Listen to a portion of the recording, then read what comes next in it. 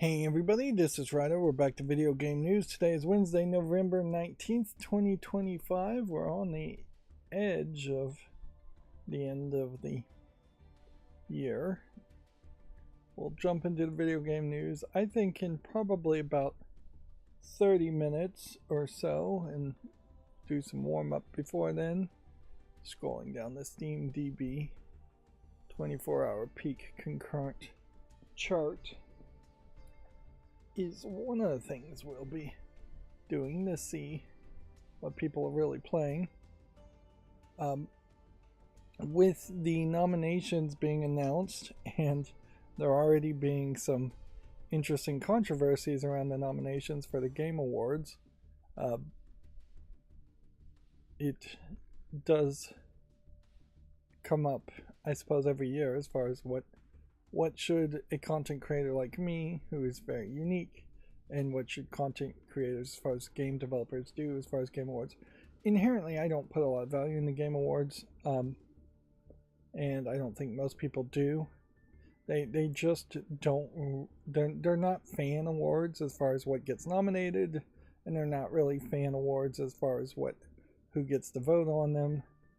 They are effectively popularity contests amongst an elite few, whereas most awards tend to be popularity contests anyways, but they really don't reflect what people actually play. And inherently that is a big reason why I started to scroll down the Steam DB 24-hour current peak concurrent chart here, is to see what people really are playing. And I have been following this for at least a year now, and it has been very enlightening to see that there's still thousands upon thousands of people who are playing Left 4 Dead, for instance, or Cyberpunk, or Terraria, and the newer games like Dispatch, which there's also been a story here where the director has basically confirmed that there were going to be sex scenes in Dispatch and he edited it out and now regrets it, which maybe this is just the next step in the new world of censorship amongst games, is that you're going to have even Western developers saying, hey, we self-censored ourselves and we regret it, but if we hadn't self-censored ourselves, we also would have run into payment processors and platforms now, and it's pretty much the platforms now implementing whatever the payment plan processors want as far as censorship goes. We talked about in the last stream how the Corpse Party tetralogy, which I now know actually includes some games that have never been released in the West, have been not allowed to be released in the West, and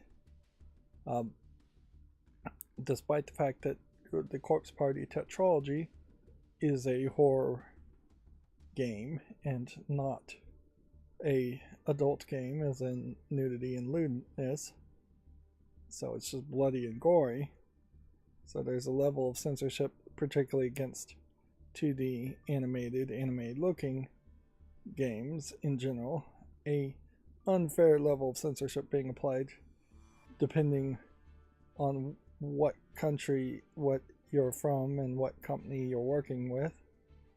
But yeah, new games are very rare in the 24-hour peak chart, though. And when you do get a new game, they often are tiny little blips.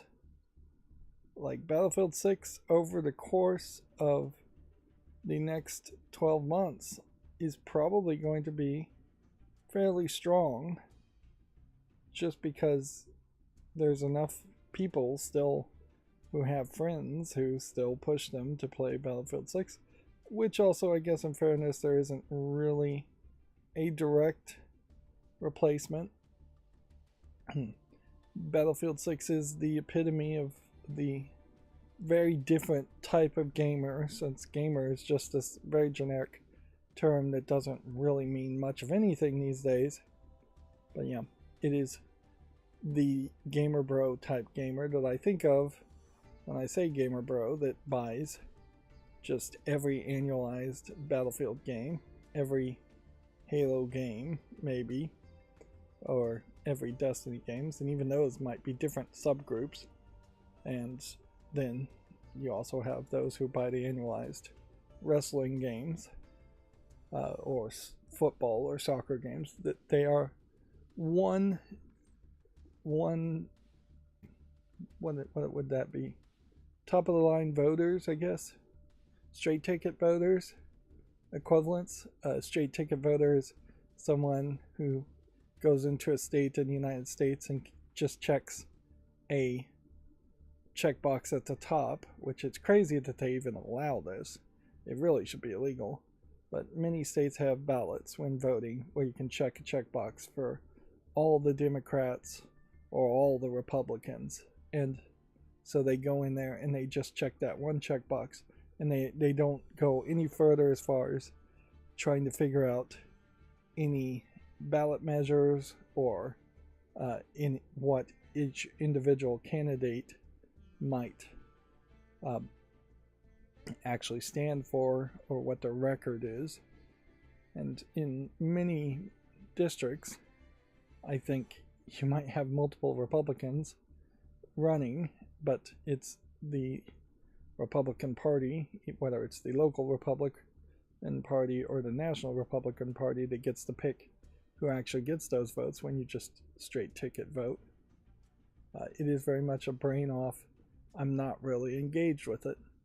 And so that's the best equivalent that I can think of as far as what Battlefield 6 is. A large majority of people who play Battlefield 6 is that they just buy Battlefield because it's Battlefield. It almost feels like an obligation to them. They're not in the conversation throughout the year as far as what other games are being released. They're not interested. They don't want to play them. They often are also not interested in engaging with consoles or computer building any further than that. So they are the people that would probably buy consoles or buy pre-built gaming PCs and not mess with it that much. They often are the people that don't have that much extra time too, so it's easy to fall into those patterns.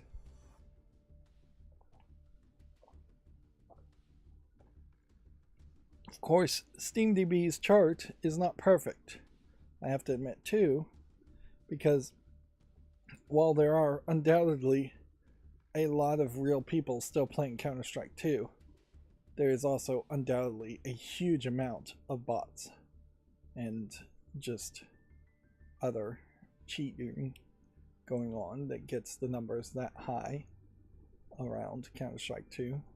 People idling. But yeah, if you were to exclusively use the 24-hour peak concurrent numbers, assuming they were accurate, then every single year Counter-Strike 2 and then Dota 2 and then PUBG would get the awards, and that's not fair either. So while this chart has been more informative, it's not really great. Things like Banana and Bongo Cat are idle games, so I definitely feel like people may be running these programs but not really playing and engaging in them. Bongo Cat may not be an idle game as much as it is a desktop pet that just launches. And there is software on this that also just does not really fit the category of games. So yeah, personally, I don't think I'd be hyped about end of the year awards until there was truly a fan award system. The Steam Awards are almost that, but even that I think is fairly limited, and the way the Steam Awards happen in that you have to nominate games you actually personally played on your Steam account is way better than the Game Awards, which nobody is confirming that the people voting for these games actually played them. But yeah, even at that, I just feel like the awards don't really matter that much. They're always at the wrong time. They really should be happening. Nominations should start January 1st. Nominations should close January 30th or 31st, whatever the last day of January would be. And then voting should start like February 1st. And then the last day of March, I think, would be the time to announce the awards. But yeah, you could see all of January giving people 30 days, or well, an entire month of January to nominate things. Then the entire month of February to vote on things. And then the award season can happen in March, near the end of March. And that covers the slowest part of the year where no new games are coming out. It also includes every single game that actually came out in the previous year, which the Game Awards just doesn't do that. Like, part of the problem with this batch is that it is a episodic released experience, and the rules of the Game Awards, if they didn't kind of cheat it, would have had this patch ineligible both for this year and next year to win any award at all. Meanwhile, around the Game Awards, Megabonk has withdrawn their nomination under the Best New Debut title because they've made other games, they just had a different developer name. So while this technically is the first title by VDNAD, or however you, VDNAD, I don't know how you'd pronounce that. It's not the first title by that team. And so they self-eliminated themselves because of that. Plus you have the whole problem of it being best indie debut, and indie just makes no sense as a category anymore, and it almost never did, because Silksong, I believe, is technically a indie game that was able to get massive self-funding through the original Hollow Knight success, and several other games are technically indie, but they just have way more team members and way more budget than others. And so unless you were going to start to break these categories into the number of team members, which is probably your best way to break things up, games really should not be broken up between being publisher funded or independent. And that's why so much the AA, AAA concept, which they never really actually use the single A and AA concepts in describing games, is the closest thing to make sense. And it still doesn't have any like real feel to it. It feels more like budget is how you would split things, or scope, or just general feel, general vibe. So it'd be easier just to give awards to two or three games of certain categories. So action games, adventure games. Yeah. And that's another thing I don't like about the awards, is that there's just like this weird Highlander, there can only be one mentality, that there's a first place, but they don't even bother to do second place and third places. Where realistically, I would be fine with an award that gave 5 equally valuable first place awards to 5 games in a category. I'm also in a very weird position personally as far as what do I do for my own personal end of the year content, since all the games I play are old. Like, I'm playing Balercho right now, and I'm playing way too much Balercho and rushing through it much faster than I thought I would. I was thinking it would be this laid back chill thing that would go on forever, and it may be, but I also was thinking that I would play it only for an hour or two a day, and then the past 2 days since I've started playing it, I'm already up to 8 hours of footage. But I'm also holding myself to a different challenge in that even knowing that Belair runs are going to be wildly different in length, I'm going to hold myself to hour-long episodes after the initial tutorial episode, which was like 2.5 hours. But yeah,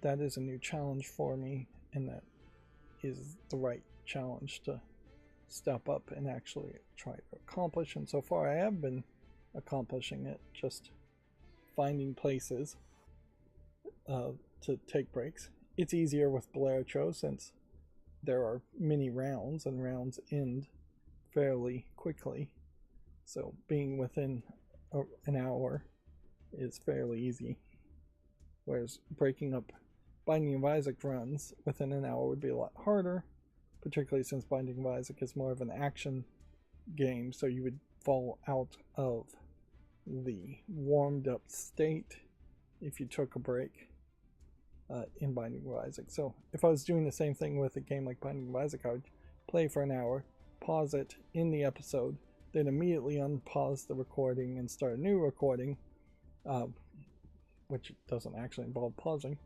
And you'd stop the old recording and start the new recording, obviously. But yeah, I would just pause the game for a second and then make a new episode to break it up into an hour. And even then, that'd still be a weird situation. It would be more difficult to catch up the audience as to what's going on for every new episode in Binding of Isaac. But yeah, since I only play old games, I know I'm just rambling and going all over the place as I try to warm up here. This is part of the warm-up process for me, is just to get all the sidetracked ramble stuff out so that I can focus more into a boring linear way of thinking. If I was to do a game of the year for myself, it would be games I played, which would be very old games. So things like Gabriel Knight would be in consideration. Not seriously in consideration, since I really didn't like Gabriel Knight. But yeah, playing a 30-plus-year-old point-and-click adventure game, even if I'm playing the 20th anniversary version of it, so really only a 10-year-old 20th anniversary edition of an old point-and-click adventure game, is a very weird thing to make a end of the year content on, or game of the year type content around it. I suppose for me, if I was just to think off the top of my hat, considering how I didn't make that much content this year, I took kind of a big break, then something like the Talos Principle 2 would probably be game of the year for me. But then I may be forgetting a lot of games too in that. And yeah, if I was going to really recap this year, a heck of it is going to be me being sick and tired, physically sick and physically tired, and struggling through that to clean up and declutter my house, which I made great strides, but also over the course of the year, having a house so overflowing with stuff that needs to be cleaned up and decluttered was just in a terrible state, and it's still in a pretty bad state as it is. But yeah, that's what I've been doing most of this year. It's cleaning up and decluttering and trying to just get more organized and make systems to make life more manageable and easier. And some level of success there, plus plenty of distractions on top of that. So yeah, the thing I probably would do more than anything for the end of the year, if I'm going to do anything, is try to do some fall list cleanup while it's slow in December. Like, I could see maybe doing a special live stream around that. These are the most wishlisted games now that we're looking at. But yeah, doing a fall list cleanup could be somewhat helpful overall, but it's probably not even that big of a deal because I've fairly recently already done a major fall list cleanup. And then also, as a YouTube content creator, so many other content creators do end of the year stuff. It is just so obviously the thing that is going to come to mind. And yeah, nobody watches it. People are busy during Christmas and Thanksgiving. Like, end of the year stuff, people just stop watching streaming as much. And unfortunately, it's a case that there are just several seasons throughout the year in which you start to lose more views, and it seems like it kind of gets worse every year. And then if you try to complain to YouTube about your views being down, they'll just go, well, it's probably just seasonal. But there is just like a heavy level of seasonality there, and I have not gotten to a grasp there. But yeah, YouTube still is probably very much like TV channels in that you have a section of time throughout the year in which you want to put out the new shows that are the most important, and maybe you'll have a summer season of different types of shows, but then there also just are going to be entire weeks that are not good times to run anything new, at which point either movies are running or they are rerunning TV shows in their time slots. Particularly when you look at the Christmas season, there's a lot of special Christmas holiday shows that happen and no regular TV shows that are airing. A lot of Christmas movies that happen. It is a dead time to expect people to have extra time to do things and watch your content, which again is another great argument for doing your end of the year stuff in January through February, or even March. But yeah, there's no real plans. I'm not making plans these days. I couldn't even start this stream today on time because as soon as I start the stream, I have to run off to the bathroom.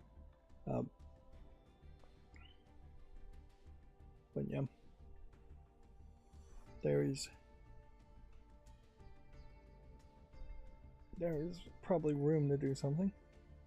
I definitely am also coming from a perspective of having spent way too many times listening to the Giant Bomb end of the year content, in which these were like 3 to 6 hour podcasts every day for a week of everybody at Giant Bomb in the old days sitting around a table and arguing and trying to come to some kind of ridiculous consensus as far as what would the game of the year be amongst all of those people for the website as an entity. And a lot of that was nonsense.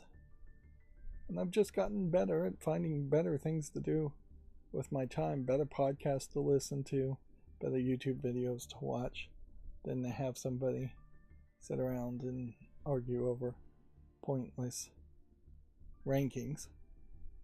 Oh yeah, and we cannot undersell too. There just have not really been that many games that came out this year. This year, previous year, pretty much all the years since COVID have been horrifically bad for the release schedules of games. There's just been more and more games canceled, more and more companies shut down. we are definitely not overflowing with new great games, particularly from the established industry of game development. There are the occasional indie games from new people, new individuals, new small development studios. Yeah.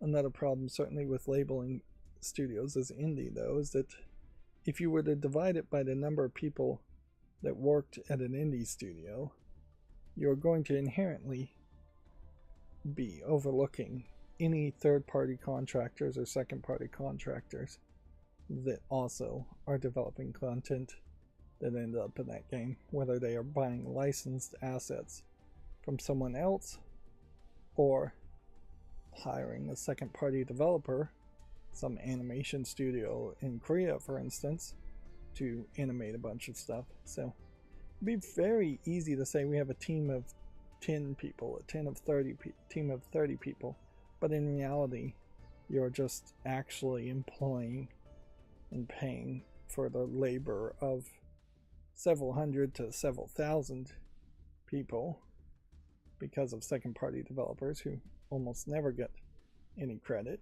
Nintendo notorious about not giving credit to anyone, basically, but second-party developers in particular. So yeah, I guess that's my rant about end of the year. I may do some follow-ups cleanup. I may try and look at what I've played throughout the year, but probably not going to do anything too big.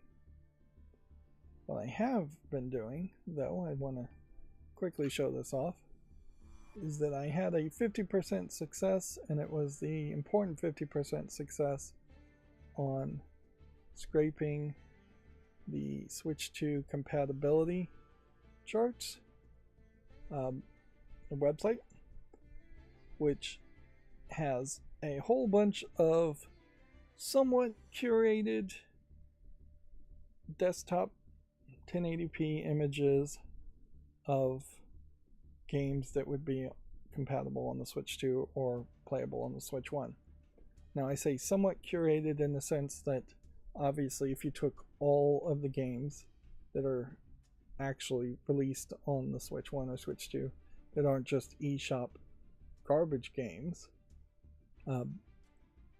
that is still going to be a significant curation compared to the entirety of all the games on Steam or all the games available anywhere. Which, yeah. So you get a decent amount of curation. This is 800 megabytes, I think roughly about 1,000 wallpapers. They do have a couple of problems, but overall most of the wallpapers are fine. Now, it would be weird for me to not curate this further and say take out the Nintendo exclusives like Mario's games, but that's one of the problems, is you'll have a couple of them that have demo available slapped on top of them. You'll have a couple of them that will have Game Awards slapped on top of them. You'll have ones that say like TV edition because they made some special version that would run exclusively on the Switch because the Switch wasn't powerful enough.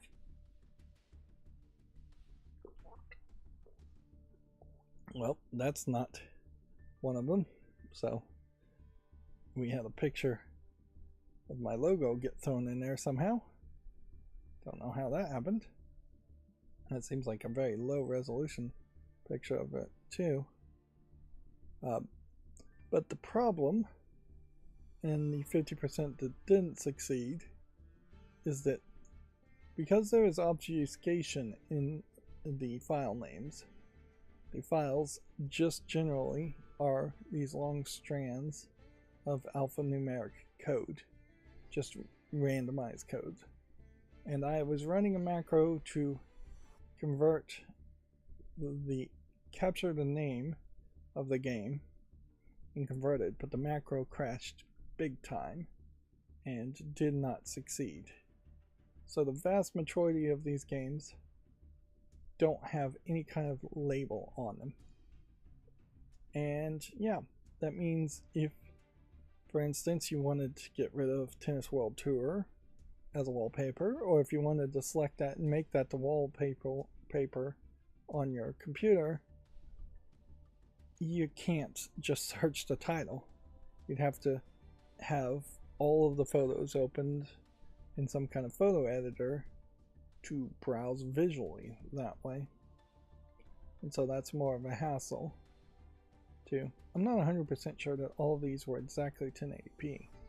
Almost all of them I think are, but I wouldn't be surprised if a couple were slightly off on the pixels. So what am I going to do with this? Probably nothing. I could see, instead of playing Yu-Gi-Oh! Master Duel when taking a break, maybe doing something like this and having a slideshow. This does make a nice little slideshow for the PySlide OS build I had. 800 megabytes is a reasonable amount for one slideshow. But yeah, there's no real curation here, so that there is perhaps a desire to run a new macro, make a new macro, hopefully make it more robust now that the images have been downloaded, and I'm pretty sure I got all the games that are on the website. If not, I've got enough. But like running a new macro to grab the names, to rename the file names, which I renamed them using just a copy and pasted PowerShell script that I quickly was able to Google, and using a comma separated value of the file that would be generated by the macro. And that's what went wrong, is that at some point it stopped saving the information. Some of these games are fairly old, and yeah. But yeah, running a new macro to grab the names and maybe grab the age. I'm not sure that game is out yet. And that one was an interesting one too. But yeah, if I could grab the ESRB rating on them and sort them by that, that might be helpful too. That way you would generally have the Resident Evil 6 games. Even if you just were going to have the entire slideshow, having things like Akiba Strip, which is probably in for mature, at the end with Mortal Kombat, is better than, say, having it mixed in with Fishing Planet, which is probably T for teen at most. So yeah, you could further curate it by ESRB rating, and then it seems like that would make a little bit more sense as far as just getting things. At the very least, you could also have it be like a Terrifier game, obviously immature. Pizza Farming should not be right next to the Terrifier game. Obviously, I'm not going to spend a lot of energy on this and try and make it so that every single slideshow makes sense as far as the image next to it. In my early days of having a computer, I tried to do that, and I spent weeks, months, and got really nowhere there. Just agonizing over which picture. This is probably one of the worst examples of having extra text on the screen. But yeah, I spent a really large amount of time obsessing about trying to figure out which picture should go before the next picture, and there was just no logic that could be injected in it to sort images. And really, you should never go that deep. Like, unless you have the photos from like a camera roll where it is chronological, then obviously just put it chronological. Once you start to just have random pictures, whatever labels you can put on them, great, but after that, it is just going to be a random assortment. And you just have to accept that that's okay. You cannot just put everything in a tiny little order. Some of these, like Revenge of Banana, obviously are not that good, and some art styles just don't really need to be at 1080p. I know one of these has the whole image zoomed in because I've don't think they even had a 1080p image to start with.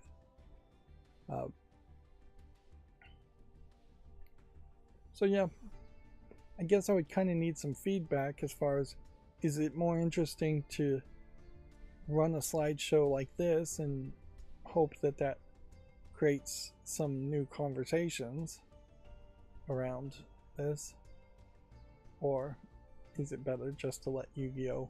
Master Duel play and show actual gameplay? I still would lean towards thinking that Yu-Gi-Oh! Master Duel. And then I'd have to think of some kind of music to play in the background of the slideshow. Also, that would be another thing. So yeah, I don't know if this is the greatest thing to add to my channel when taking a break, or to try to use in any other way. If I actually was playing any of these games and was going to make thumbnails off of this, this is a nice little collection, but individually you probably could find a image just on a Google image search for any individual game faster. So if you only wanted one wallpaper, this is not really the way you would go about to find it. I don't think. But you might also struggle to find a 1080p image, which that was my problem when doing the Who's That Pokemon slideshow, which I'm also building. I'm just making several slideshows in a row when really I don't have time to be doing any of this. And I went back and redid those somewhat, but only somewhat. Like there still is an argument.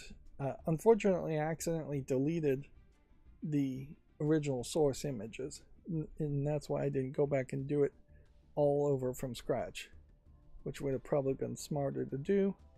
But yeah, I took the final products I had and I fixed that they were missing 4 pixels on the right side, and the only way I could figure out to do that with the GIMP Batcher plugin was to just crop the image.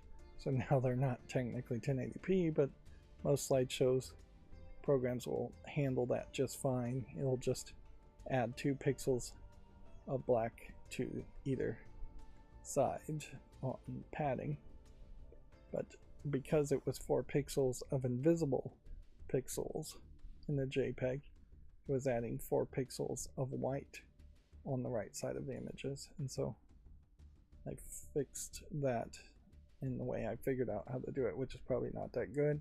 And then I applied a sharpening filter of 1.5 times sharper on the images because they were a little bit blurry.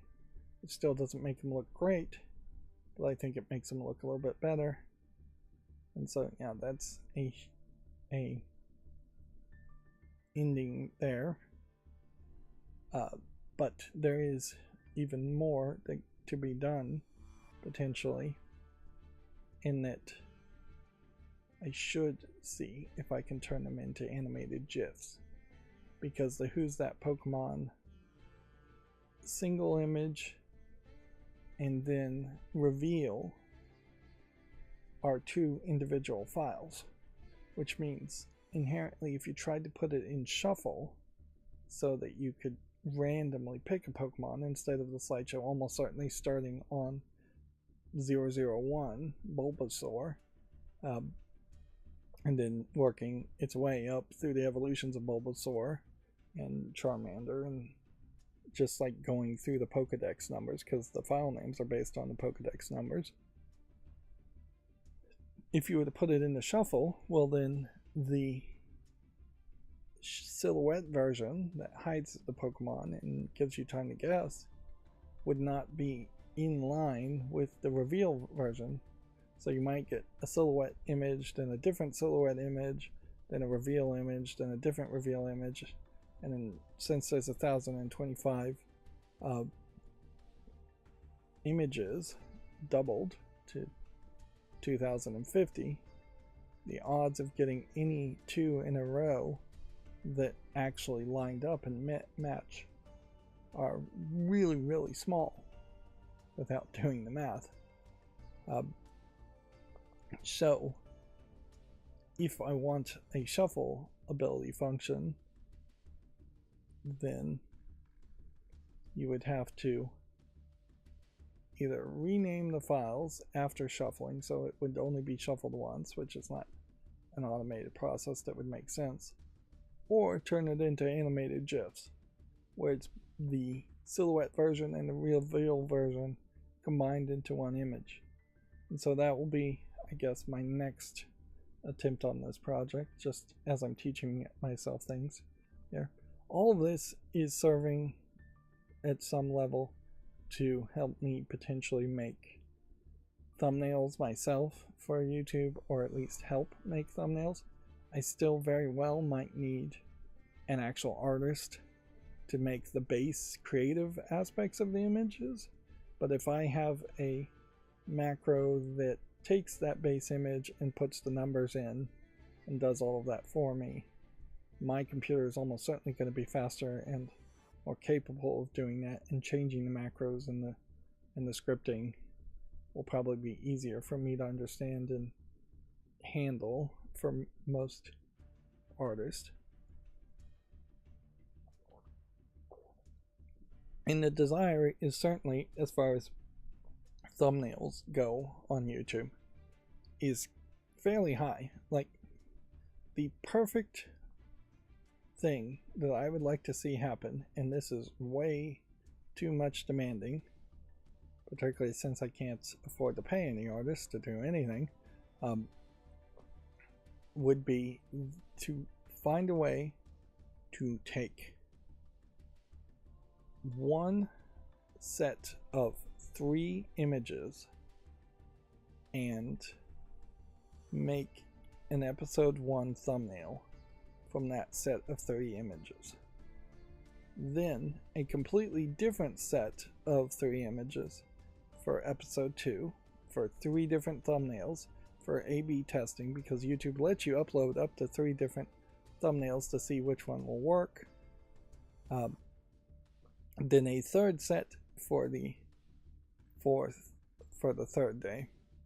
Now, you could, since I release things on Monday through Friday, make an argument that there should be a 4th set of 3 images and a 5th set of 3 images. So you're talking potentially 15 images for every series being cycled through. But more realistically, you would really only need 3 sets of 3 images to cycle through, because no video from 4 days ago is likely going to be suggested to you, to your viewers, which means you won't have any thumbnails that look like other thumbnails, and so then every thumbnail would be fairly unique looking, which that is a concern for me personally as I make series, and having 100 episodes with the exact same images is not in line with what you see like Game Grumps do, for instance, in that when they're playing a game they usually only make 3 episodes, and every episode is its own handcrafted art image. But yeah, that is more likely when I do see gameplay content creators you make thumbnails, how they do it. Yeah, Sinran Kagra Peach Beach Volleyball right next to Lego thumbnails is another issue, certainly. And I could see where you would maybe not want Peach Beach Volleyball in the list of games to highlight. Yeah, I see how these wallpapers could convince people to start talking about a game or thinking about games more, and of a wide variety of games. But I could also see it just being a piece of art on the back of the wall, and people occasionally look over at it and then get distracted by it and say nothing else from that. But yeah. So, more realistically, as far as making thumbnails for the YouTube, would be to go from 9 individual images per series down to just maybe 5, one for each day of the week, or 3, so you cycle through 3 throughout the week. And most realistically is to have 1. And yeah, the base images will, the default thumbnails that are generated by YouTube, I'm not sure you can actually download those. So I don't think you get any real help from YouTube in that case. At least not from the YouTube Studio. I need to check that, because yeah, there is a possibility there that YouTube's algorithm will tell you exactly what image to use if I upload an entire series, then go through it and download the best thumbnails that YouTube picks, and then use those thumbnails as the base to then add text and numbers over it. And Blasphemous right next to Pokemon. And you got a Robo. Yep. So yeah, there's still a lot of room for curation. You could try and fix some of these images, but it would be too much work as far as just cropping out the demo available. And with AI generated art, you could probably just have that entire element be erased and create something. Although you could probably also just red flag all of the few wallpapers like that and see if you can find a different wallpaper. That's the one that shrunk in. So finding a clean image might be easier than trying to edit a dirty image, as in it has text and demo available on top of it. Some of these wallpapers also are kind of out of style. Not that there really is a style.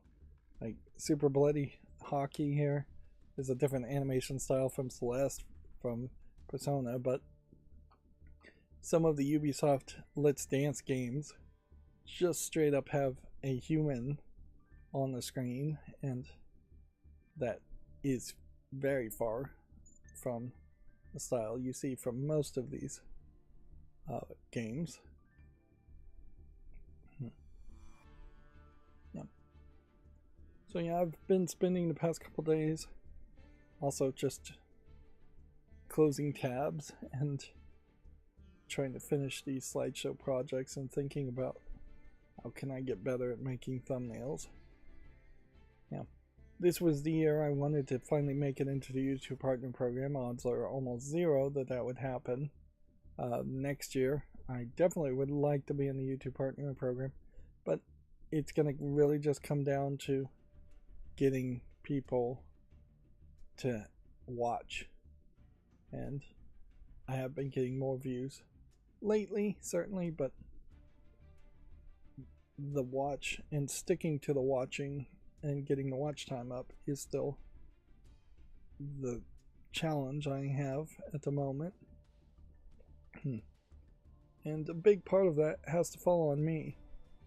Good thumbnails will get more people to click on the video, but if there's just problems with the video, if people don't like my voice, if they don't like that I don't have face cam, which is all reasons why I think I lose some watch time, if there is really any reason at all, then that doesn't help me too much. Even if I got 1 million views, if all of them left after a minute, that still would be a channel unlikely to be added to the YouTube Partner Program.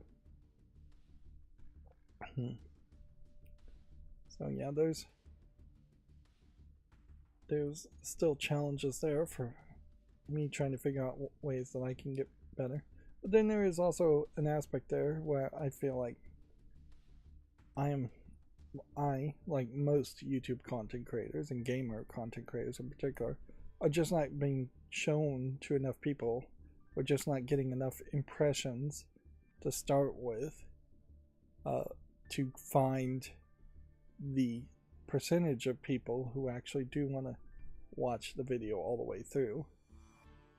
If my videos are being shown to even 100 people as an impression, that might very well be the wrong 100 people who has no chance of even clicking on the video, let alone watching it through a reasonable amount of time. And because I'm doing long plays, it's just a very different type of content overall. That obviously, if I found an editor who somehow was a genius that could edit all of my long plays into shorter videos, a second channel might do a lot better. Again, I can't afford to pay an editor, and I don't know if there is a genius editor out there that's genius enough to take my long rambling long plays and convert it down into any kind of shorter experience. But yeah, the show 25, there's an example of just, it feels really different when you have a human on the screen versus a cartoon on the screen. Yeah, let's see, do I have any other warm-up to talk about? No, I don't think so. I'm still downloading Sports Illustrated images from that terrible swimsuit site. Just the worst website I've ever seen. Not only because it's just overflowing with ads, but it's just horribly maintained. Really, really bad system for what it really is offering. And the whole Cloudflare thing happened, which I really don't have too much to say about the Cloudflare thing. Because of my encrypted DNS, I think I am somewhat protected against that a little bit, in that I just don't think the encrypted DNS servers I use update as fast as other sites do. But obviously, if I try to go to a website that is going through Cloudflare, it would still be down like everybody else. But I just tend not to go to that many websites anyways. So yeah, there is very little for me to say about that, other than it's probably, I think, dawning on people that maybe we shouldn't be putting all websites behind Cloudflare caching services, and perhaps increasingly even homes should have caching services, but probably not homes, probably more ISPs and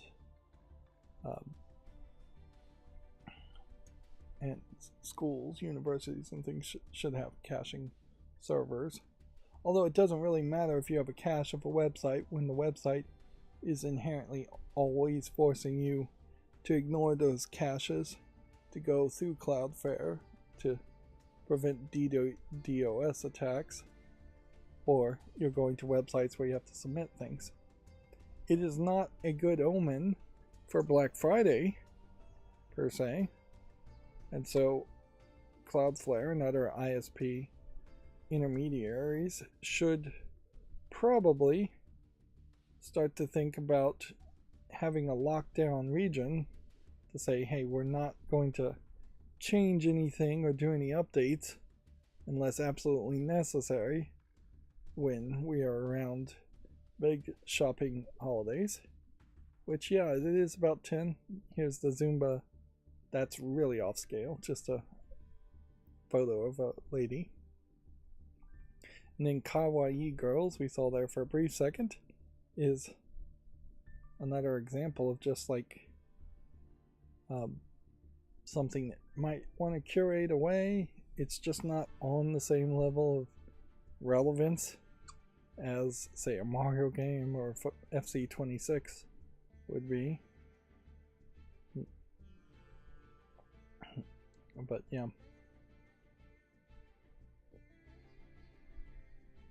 there's Bellertro. Which, yeah. I imagine there's just a lot of secrets I haven't unlocked in Bellertro yet, playing it so early. But it may not be so much that there's a whole bunch of secrets as much as you just unlock things that make it more reasonable to go further in the game. I've already won once, and as I unlock things, I suspect I'll just start winning way more often, or at least having a much higher chance of winning.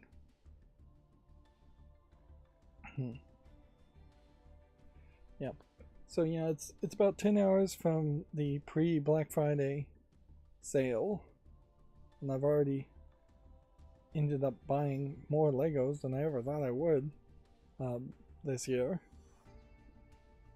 Just trying to maintain my Lego Christmas Village, which is a mess and needs to be rebuilt.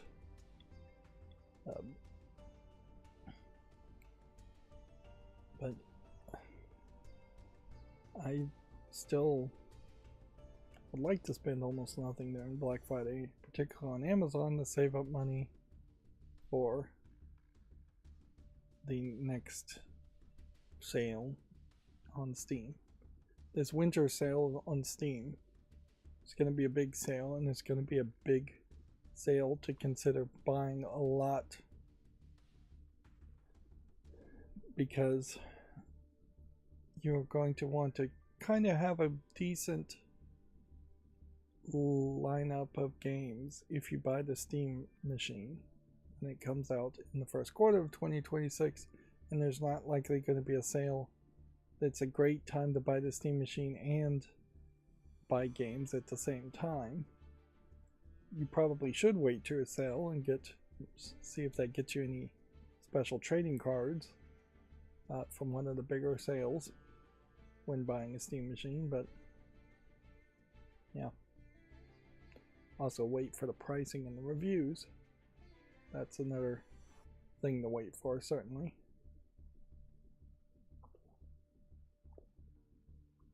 But yeah, there is also a general speculation that things are just going to skyrocket after this Christmas season as far as prices for everything. But if things skyrocket, then maybe it's a better idea to save your money overall. Most people would make the argument you just save your money overall if you think that prices and the true impact of tariffs are only going to be revealed after all the stockpiles are diminished and eliminated, because that is the speculation, is that companies have just been stockpiling products to keep the prices down and have a good fourth quarter, and then everything is going to skyrocket in price due to tariffs and scarcity due to tariffs.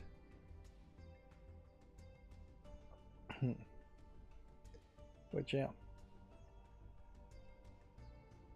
there's definitely an economic argument to be made there that might happen.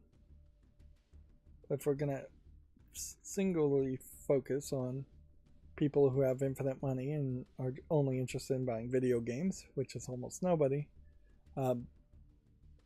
the thought there would be to buy a lot of games this winter.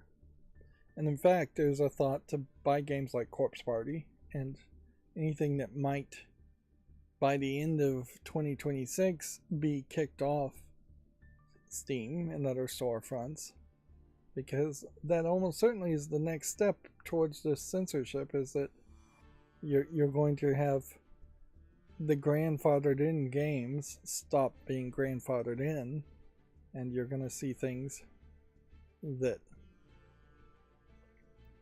have been on the storefronts for a long time no longer be allowed on the storefronts. Yeah, which unfortunately I kind of saw this level of censorship coming. I've seen it coming for potentially most of my life. Like, I had a thought it was going to happen. I didn't know for certain, but I just managed to run into enough people in my life who are so much about getting into other people's business and censoring things and controlling things that, yeah, I knew the low-hanging fruits are going to start to be attacked, and things are just going to become this weird, more puritanical Christian values being applied to things, and in video games in particular, but just all forms of arts.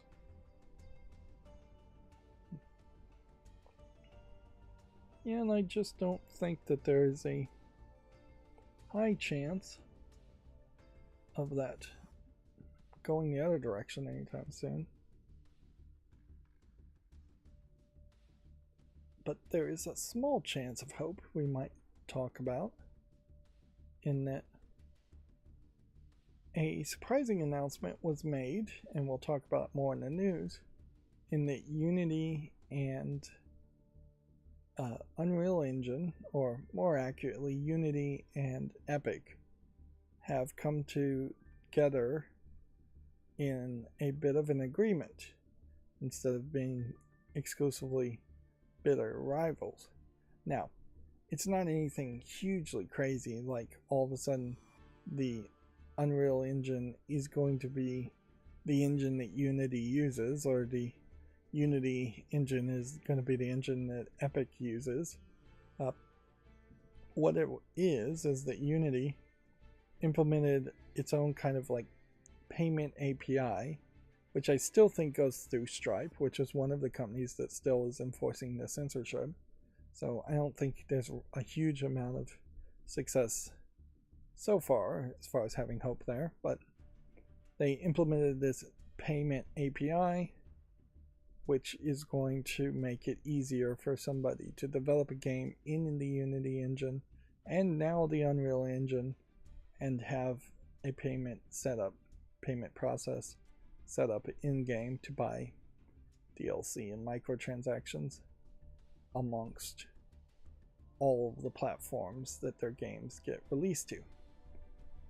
With the huge caveat still that I imagine the closed garden places like the PlayStation Store, the Xbox Store, and the Nintendo eShop still will not allow you to have that API implemented in those cases. But it will allow you to have payments potentially go through an Android app that doesn't have to then be processed by Google and the Google Play Store, or an iOS app that doesn't have to be processed by Apple in the Apple Store. So it might get you slightly better returns or just slightly better treatment. So the hope there, if there is any hope, is that maybe that payment processor that API would become popular enough to be real competition for the walled garden of the Google Play Store and the Apple iTunes Store, to then get them to be successful enough that then they could kick Stripe to the curb or have some influence on Stripe to prevent censorship. And if they did kick Stripe to the curb, then they would basically be becoming their own bank and would have to follow a whole bunch of other rules and regulations and things, and I'm not sure Unity wants to do that.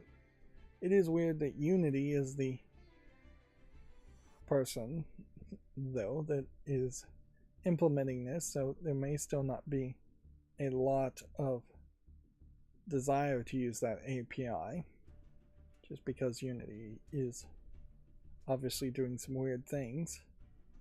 And yeah, you just never really know what would happen there. It also might give a hint that their own missteps with the Unity engine will lead to them as a company not focus on improving the Unity engine. And so you might just see an increased number of Unity developers who still want to develop on Unity instead being pushed into developing on the Unreal Engine or some other engine like the Godot engine or something even more different.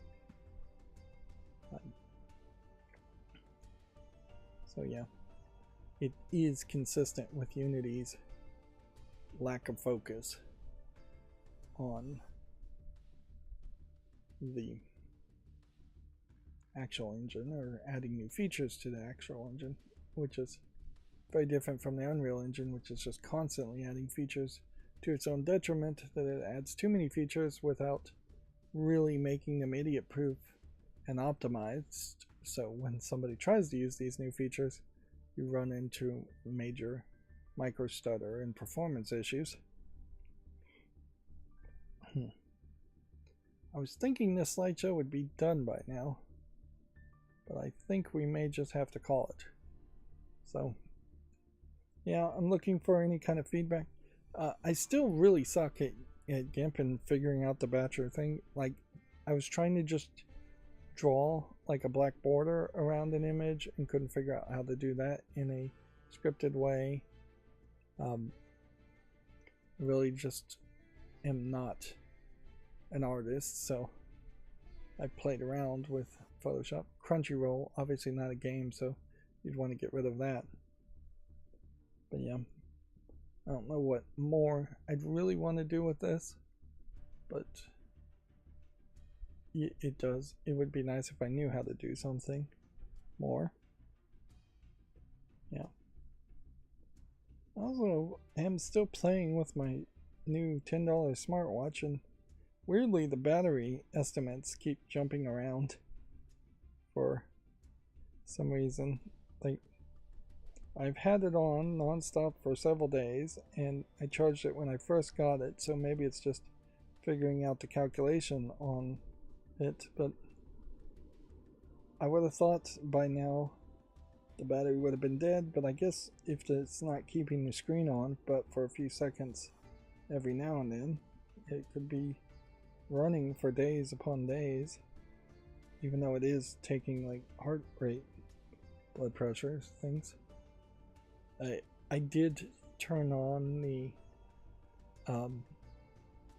reminder if you're just sitting around and doing nothing, the sedentary alert, to an annoying level to see it kick in and actually happen, and it went off several times this morning before I woke up, and it pops on the screen and says something, and then the screen goes off. There is no adjustment for how long the screen stays on, which it'd be nice if we could keep it on a little bit longer. So yeah, I turned off that feature. I would never really use it, and I would never know what times to have it actually on, versus since my sleep schedule's always in a weird situation. Yeah. I wish there was more animation styles like that Dragon Quest animation style in games. You don't see that often. But yeah, I definitely would like to get a little bit better at GIMP, but it would be almost certainly at the cost of doing something else that I'm more educated and already better qualified to do, so I don't want to waste my time trying to become a jack of all trades and master of none.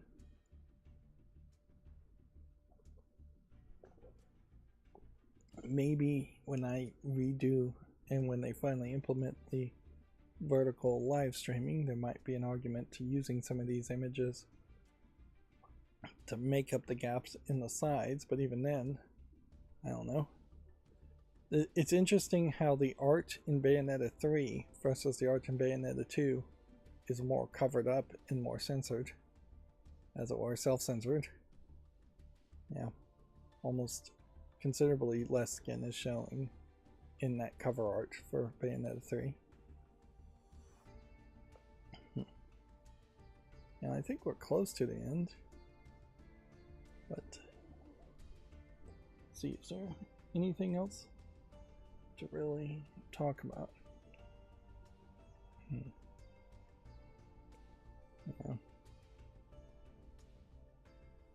I feel like I'm being led around by the length of this slideshow when I should just stop it.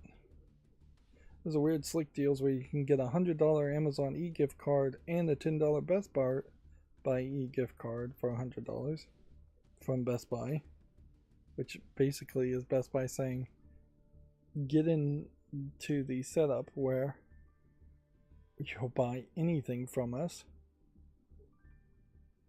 Which, yeah, I do think that we probably will get into that whole setup eventually, where Best Buy stops selling a lot of what Best Buy is known for and becomes exclusively an appliance reseller, which I don't know if that's enough to buy. That's enough either for it. There's a slick deals for a 6-foot 4-panel freestanding folding room divider with wheels, if anybody needs that. It is weirder and weirder stuff being on sale.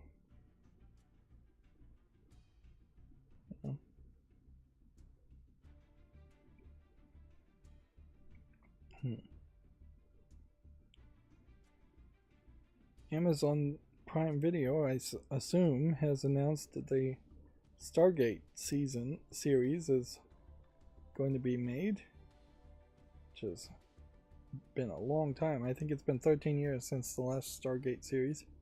Probably better, though, that it's Amazon and not Sci-Fi Channel, which would not be able to really afford making a Stargate series, and better than Stars or HBO, which would be seen by less people and they'd be less interested in that. Yeah, I think we've probably gone in circles here and seen all of them. Yeah, I would be open to any kind of suggestions as far as how to further improve that slideshow. But I don't know what to really do. Ironically, if I was to try and grab these same images from scraping from either SteamDB or Steam itself, I don't think I can get a 1080p image here. But this would be a different curation, certainly, if I was able to just scrape the most recent most wishlisted games that people are excited about. That might be more relevant, or the most played games overall. Yeah. If I was to right click and inspect this image, it is 460 by 215 as far as the resolution goes. If I was to click a screenshot here, you can get screenshots, but not the actual image. If I was to open the image in a new tab and also go to the store, new tab image, if we inspect it now, is still the same 460 by 215, so it wasn't being scaled in any way. But there is a question mark element after this, so if I was to change that and remove the question mark after it, and then go to that page, maybe that would give me a different version of it. Nope, 460 215. See, that's the problem, is that if you're looking for a high resolution 1080p image, you're going to run into problems. And if I were to bring this up, you're going to see that the pixeliness of it all is going to get pretty bad. You're going to see a lot of JPEG compression, in particular because it's a JPEG. So ideally, this is why you want either a JPEG that's at 100% quality, which almost no JPEGs are saved at that, so it's lossless, or something like a PNG file that's just a completely different lossless file format. And there is definitely an argument these days that JPEGs are just not really necessary because computers are more powerful and internet is faster. But people aren't going to remake old images from master images if they even have the master images still. So yeah, if we were to open this image in the new tab, I bet this is the exact same image. If we were to inspect this image, it's the exact same image. So on Steam in particular, there is no listing here for 1080p wallpapers. That's why the Switch 2 compatibility site was hyped as being a big find, because it's hard to get high resolution images very often unless you have a personal connection with the people and they're willing to give you the high res images. So yeah, in that slight investigation there, that did prove to me, if I was to try and scrape games and find specific games, I'd need to find some other source. Something that is very consistent and accurate. Which there is very possibly a website out there I'm just not aware of. But yeah, there might be videogamewallpapers.com or something like that has a ton of that. But when I did look for video game wallpapers in Google search it, I found a wallpapers.com type website that had a category of video games, and then that was random fan art of wallpapers and random categories of specific games. So yeah, inherently, if I'm playing a game on Steam and want to make a thumbnail from it, it looks like my best bet to be guaranteed an image would be that 450 by 210 resolution, which is really small. So I don't know how you correct for that. You definitely don't want your thumbnails to be busy and have multiple images. So you might need to do reverse image searches or just search images overall. Each individual developer's website, if they have a website, might have larger images. There might be a press package from specific announcements under the press category of a individual game's website. If they have such, they would have bigger images. But yeah, you'd almost have to do just a reverse image search for the header on Steam to try and find a bigger image to use. Yeah. And the smaller a game is, the harder that's going to be. That was in part why I've started making thumbnails and had Zig start making thumbnails with Fallout New Vegas, because Fallout New Vegas being very popular, was likely to have some source images that would be helpful. And so now my Fallout New Vegas series does have thumbnails on it for all 91 episodes of that.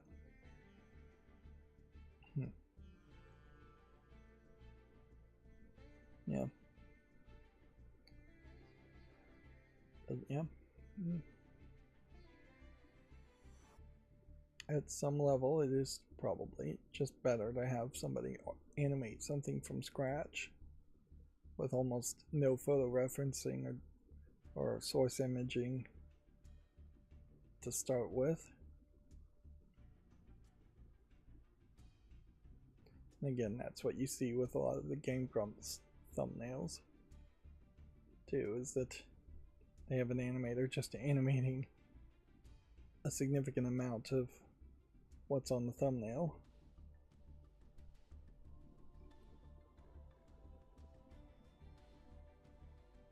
I think also I probably just don't understand how to upscale images.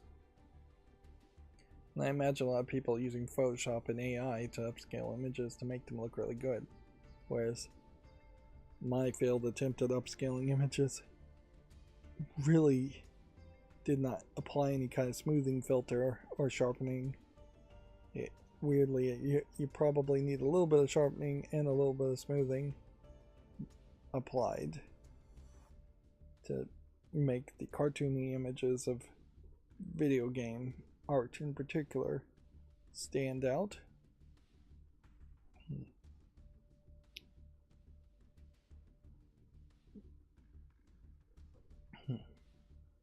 So yeah, it's been a few weeks now and I've been all about art images, and soon I'll be all about Belartro, and I am still cleaning and decluttering, making some progress there. I cooked a lasagna too early for Thanksgiving, but I definitely had that in mind, in part by just saying, hey, I'll eat this lasagna over the course of a few days and that'll help stretch food a little bit longer. I don't want to order groceries in the middle of the Thanksgiving weekend.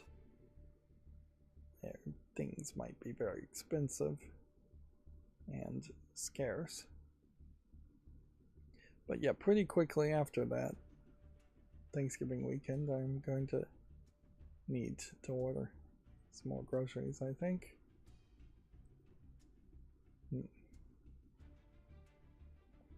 Did some laundry. My water company, and this is probably true for most water companies in the United States, says that they're going to average the water usage for December, January, and February together, and that will be the amount they charge for sewer usage for the rest of the year, which makes me wonder, how could I severely reduce the amount of water I use for 3 months? And yeah, there are some big things. If I could get a plumber in to install new faucets, bathroom sink faucets and kitchen sink faucets, I've managed to, through getting decent deals, have motion censored ones of those that would come on and come off. And that almost certainly would save some water. I could not leave the water running at all when shaving and just have a cup, and that's reasonable. But then you start to get into several grosser ideas as far as not using water, as far as just filling up toilets from water you've stored up some other way, or rainwater. And unless you have a rainwater harvesting and gray water tank set up to automate all of that, that doing that manually is going to get gross and weird. Or not bathing at all, or having a bathtub that you're reusing, or having a bathtub full of water that you're flushing your toilet with. we're filling up the toilet tank with. It all gets very gross, weirdly. I would think I could put water that I had, because I have a whole bunch of like emergency water, so I could use up the emergency water, which would be stupid. Then an emergency would happen and I wouldn't have the water. Plus it's filtered water. So you would think you could put it in your washing machine, but I think I've broken at least one washing machine doing that somehow. So I'm not willing to risk breaking another laundry washing machine by adding extra water to it before turning it on, or adding extra water to it as it turns on.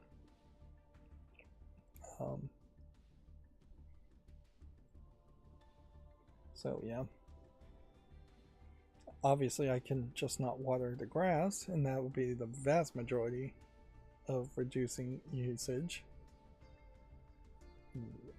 And then the next thought would be straight up just stealing water from somebody else, stealing it from the neighbor. Which, yeah, if you can get away with that and not get caught, then maybe that is. So in a weird way, I guess if you were really rich, you would take a vacation, take a cruise for 3 months, shut off all the water there. And in the end, even if I for 3 months had zero water usage, I feel like there's so many base fees and taxes that aren't really taxes, bumping it up, that you still probably are going to be charged something, and they may very well throw a fit if you had exactly zero usage during that time. It does make an interesting argument if you're building a new house, but if you were building a new house, you'd have to build the new house and then start paying for water for 3 months and then move in to the house after that, which, yeah, that's unbelievable too. All those are fairly unbelievable things. So you can really just do your best, I suppose. Flush the toilet one less time. Don't leave the water running as much. Take shorter showers. Maybe take baths instead. Suppose you could fill up a bathtub if you had a spare bathroom and do laundry in the bathtub, but again, that feels like that would be such a huge mess. It's so old school Depression era thinking, but we may very well be getting back to that mentality that has to be embraced, where people are just going to start washing clothes in wash basins and hanging them out to dry on lines instead of using washing and drying machines. Suppose I could try to eat on paper plates for 3 months. That might actually work for me, because I have a ton of like plastic silverware and paper plates that I'm never going to use in any other way. So if I was to just say, let's get rid of all of this and not do the dishes for 3 months, which would really be somewhat doable.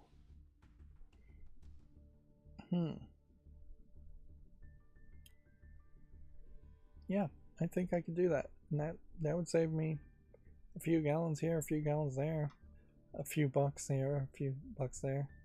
Would probably turn into more trash being thrown away, but it's trash one way or the other, I suppose. Pokemon TCG Pocket is got a new event going on. That, yeah, they are getting better about having events actually happen, and I guess I'll leave it at that since it's not that exciting. I'm still playing Memento Mori, and yeah, Madoka Magica is still trying to get people interested in it and putting out more content, and they've done a lot better about putting out content. And the problem is they just lost my attention really months ago, and I'm just now being stupid and not dropping the game like I should.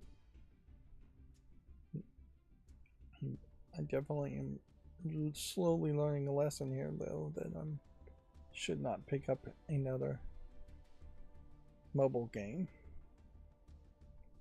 Have I watched any real streaming lately over the past couple days?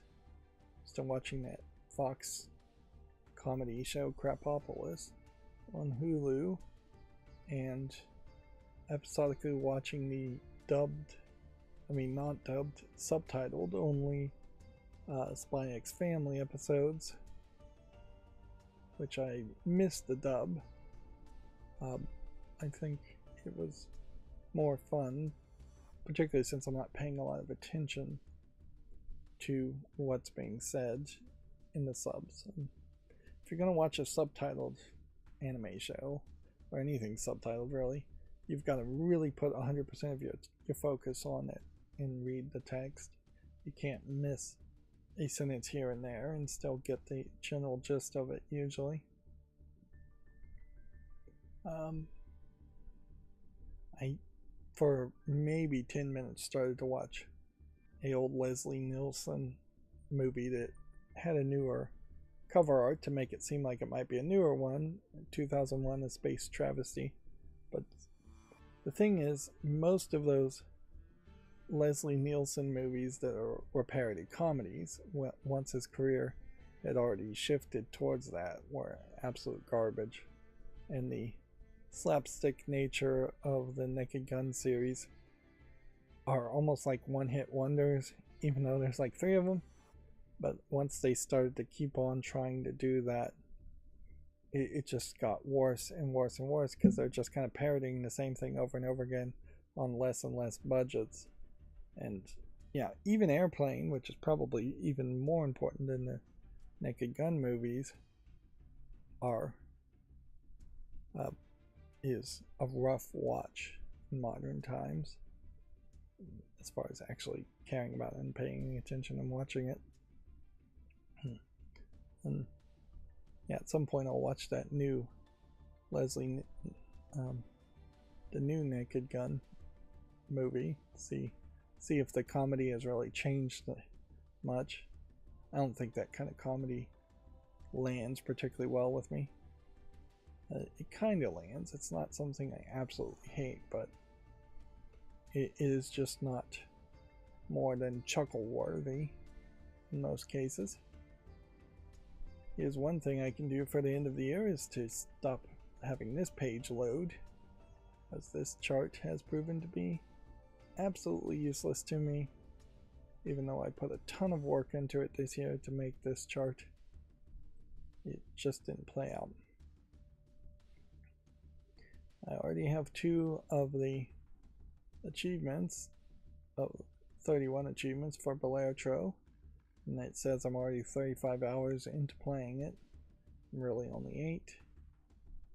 And this would be the list that you would try to look at as far as games you played, but this isn't actually where you would get the list. As far as where games you played, you'd probably get that as part of Steam Awards nominations. Let's see if we inspect this image. Would this header be any bigger? Now 460 by 215 I think is probably the standard size that you're going to get. So yeah, I don't feel like you can sort by last played here. So here's one from 2019 that's last played. And this is sorted by playtime. And then you can sort by name, or you can sort by achievement completion. Which, yeah, none of that helps. And then I guess if you wanted to filter it even further, you could look at only the games you've perfected, which means you got all the achievement, which means just about nothing. That's only if it actually wants to load, which 1,652 games loading.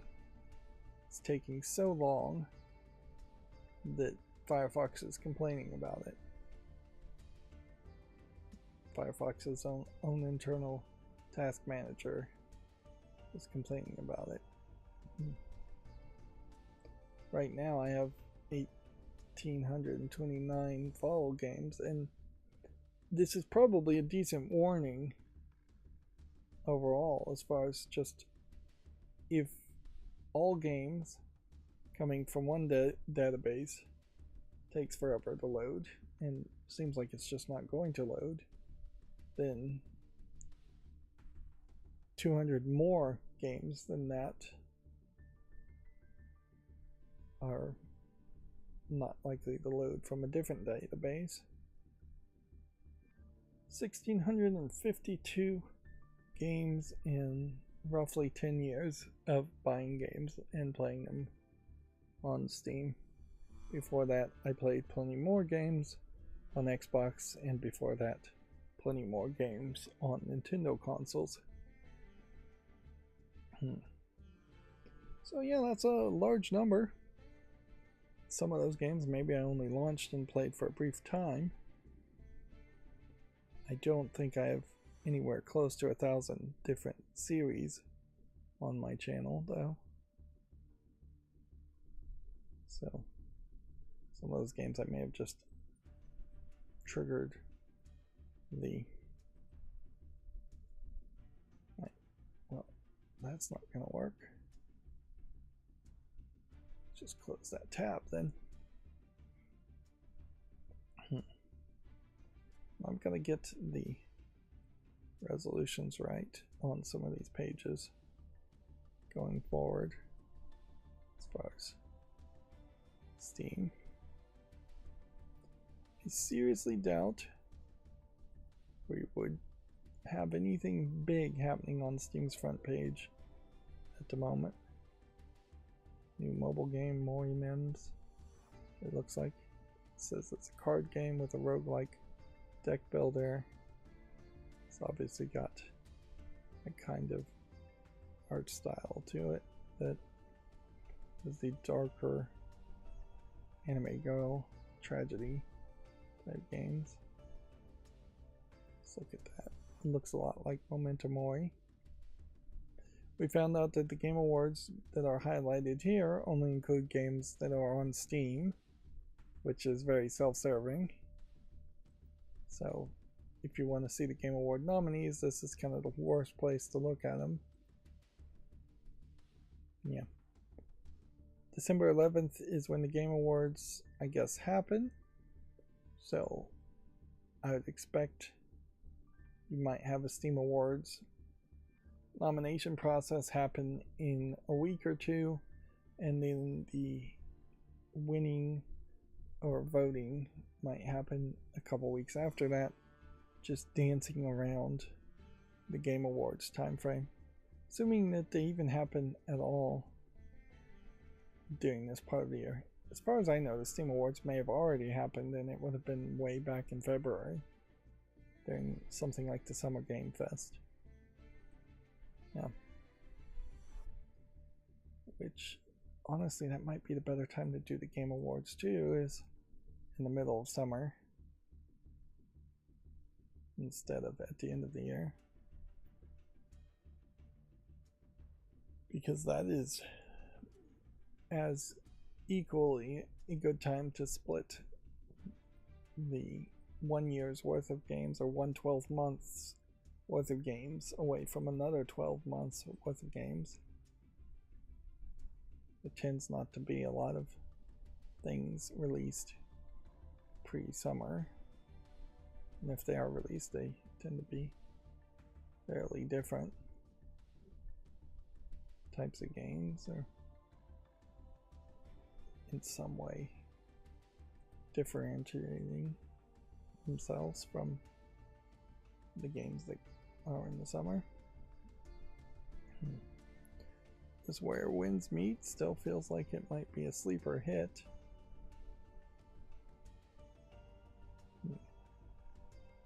Nothing hugely big. IT Specialist Simulator. I can't help but feel like a game like this would be too much like real work if, yeah. I've played several simulator games recently and I'm not really in the mood to play another anytime soon. But answering a bunch of emails or phone calls as an IT specialist, which is, I think, a big part of being an IT specialist in a video game, would be fairly dull. And in fairness, it's fairly dull in the real world. Yeah, a lot of IT people, regardless of how high up they are, still get drawn into just being customer support reps and just taking phone calls and emails, and you don't get to be in the DevOps as much as you would like to be.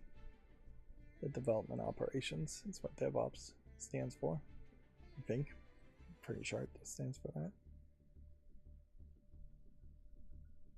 So yeah, I did say in the last stream I'd like to find a new collectible card game that was super popular. I don't think this is going to be the new super popular Hearthstone replacement, though. We'll put this on the follow list and maybe give it some thought. Free to play with in-game apps. They're saying it's similar to Belairtro. I don't think so. As a card game, it may not be as much of a gacha game, though. So they may not like add a whole bunch of new characters on a repeating cycle, which would be kind of the death of these kinds of games.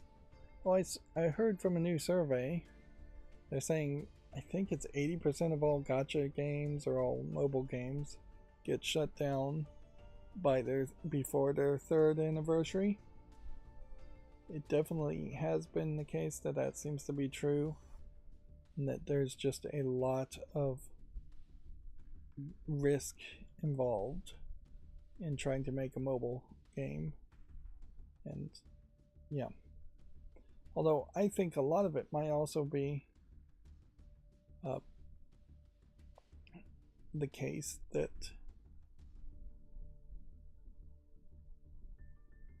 gacha games may just make a ton of money in the first year and the second year, and then as soon as they're not making as much money, they may just abandon them because maybe they also are running on tighter margins by the second year. That might be what's going on too. It might just be a case that they're not profitable enough. It's pretty much impossible for a small indie studio or a single person to make a gacha game. You would just have to constantly make art, and at some point you're just making NFTs at that point as an indie developer. So it's always been big companies. Part of the reason why I scheduled the stream at the time I did was to try to be a little bit later in the evening to see if that would get more views. We'll see if that happens or not. But yeah, the plan was to start a little bit later, get a little bit more views, and run into the evening, at which point maybe actually go to sleep. Maybe. You don't have any Steam Deck refurbs? I think your odds are not 0, but kind of low on Steam Deck refurbs. It takes, I would guess, somewhere between 2 weeks and 4 weeks to get a Steam Deck delivered. So probably are running close to a danger zone as far as if you have to have a Steam Deck under the Christmas tree by December 25th. That being said, I think most people can just accept an IOU, or here's the receipt, but it didn't get delivered in time. We might see all kinds of weirdness. Who knows what might happen as far as shipments and delivery this year. As far as delays happening. Although, who knows? We may also see that there's actually faster deliveries this year because people are just ordering less overall. I think shipment and delivery stuff will probably be way weirder in January and next year overall, though, because the Inazuma 11 is very positive now.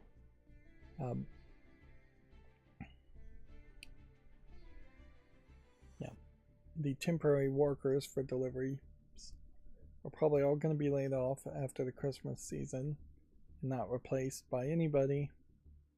And I could see even some extra people being laid off and things just getting more expensive, and as such,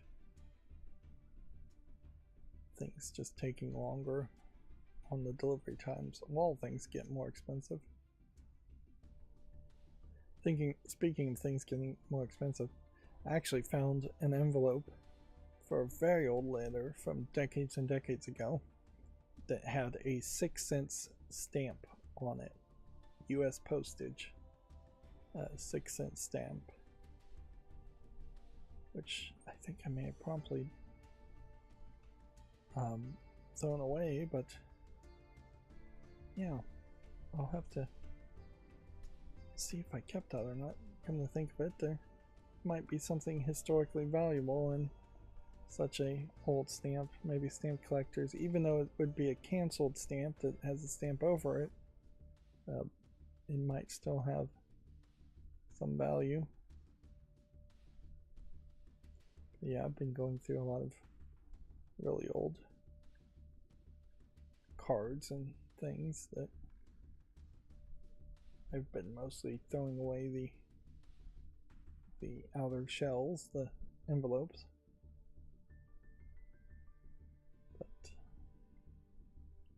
most of them also don't have stamps on them. Meanwhile, I also mailed out a couple things to dead people for as far as I can tell, so I sent out a whole bunch of pre-Christmas card letters, and 2 of them have already been returned, as we can't find this person because I'm pretty sure they are so old that they died, and I've just forgotten that they died or didn't get the message that they died, which that's always a weird feeling. Okay, well, that is enough warm up for me at an hour and 48 minutes. I should not even bother to say warm ups are going to take 30 minutes. That's ridiculous. I'm going to take a brief break and walk around, and then we'll go through the Video Games Chronicle news. Be right back.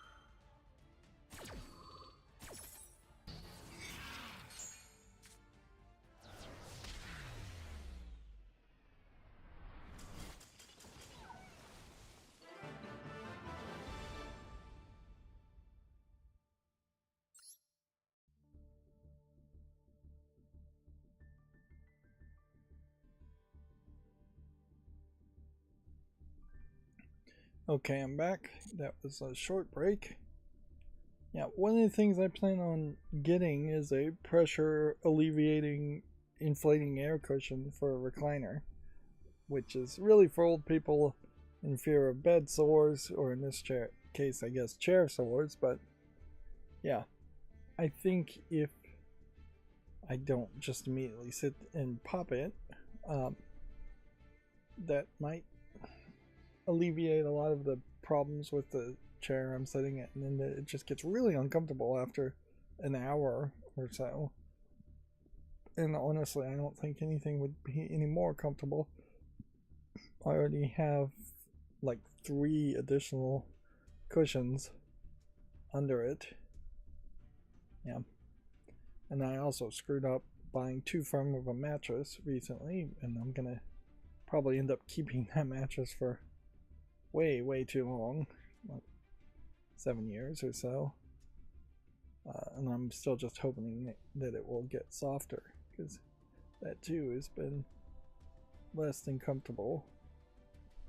But yeah, so I've just been in increasing levels of discomfort / pain for the past 6 months or so, and it doesn't seem like it's going to stop. Anyways, that has nothing to do with video game news though, but it might make the streams better in the long run. Video Games Chronicle articles. Ghost of Yoti is getting a new game plus, new trophies, and more next week. The PS5 exclusive new next update includes new cosmetics and trophies and more. Is Ghost of Yoti not really on anything else? I mean, even if it really was on only the PlayStation, I do just assume that it would come to PC. Yeah. I've not heard anyone really say much about what Ghost of Yoti is about. Frankly, I've not heard people say much about Ghost of Yoti in general, which seems weird.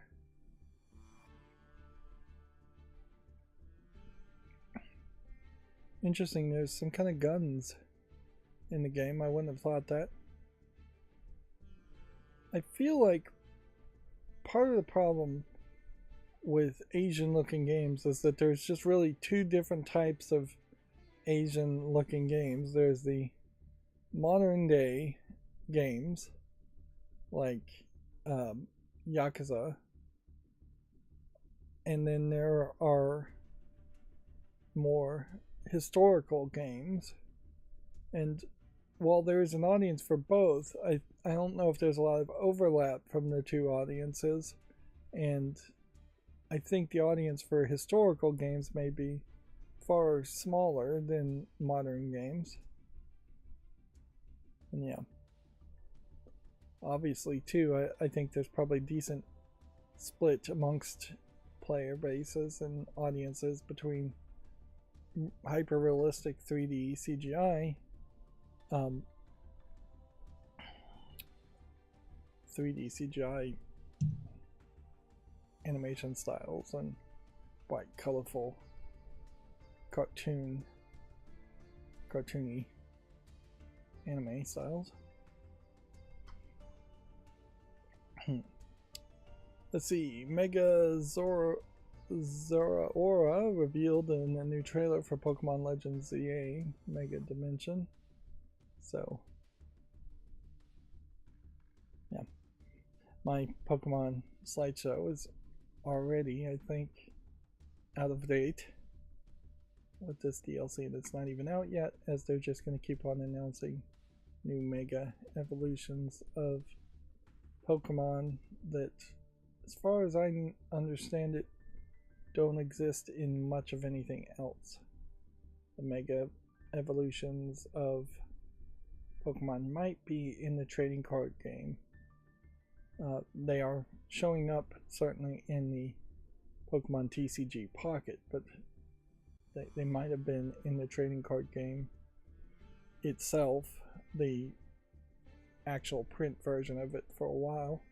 but I don't think that long. I think we are seeing here a whole new evolution of what Pokemon are, in that they are making these Pokemon way more powerful, and the power creep is just happening, which once they introduce the concept of megas, I don't think they can get rid of the concept of megas. It is interesting. I don't think the battles really play this way in reality, but it is interesting how he was fighting so many Pokemon at once. So that might be the case of where in Legend Z-A megas make sense because you're fighting multiple people at once. I doubt it, but in a more traditional Pokemon game where it's one-on-one, megas might not come into play. And it does seem like you need a specific stone for a specific Pokemon to make it evolve. So it might be that these stones are going to be extremely rare. What would really suck is that they're setting you up for a Pokemon game where you are paying for DLC or gacha pulls to get these stones to get Mega Evolutions, and it's a pay-to-win scenario of gambling to get Mega Evolutions. Moving on, PGA Tour 2K25 is officially coming to Nintendo Switch with a full suite of game modes. Switch 2 version of the 2K Golf Sim will release next year.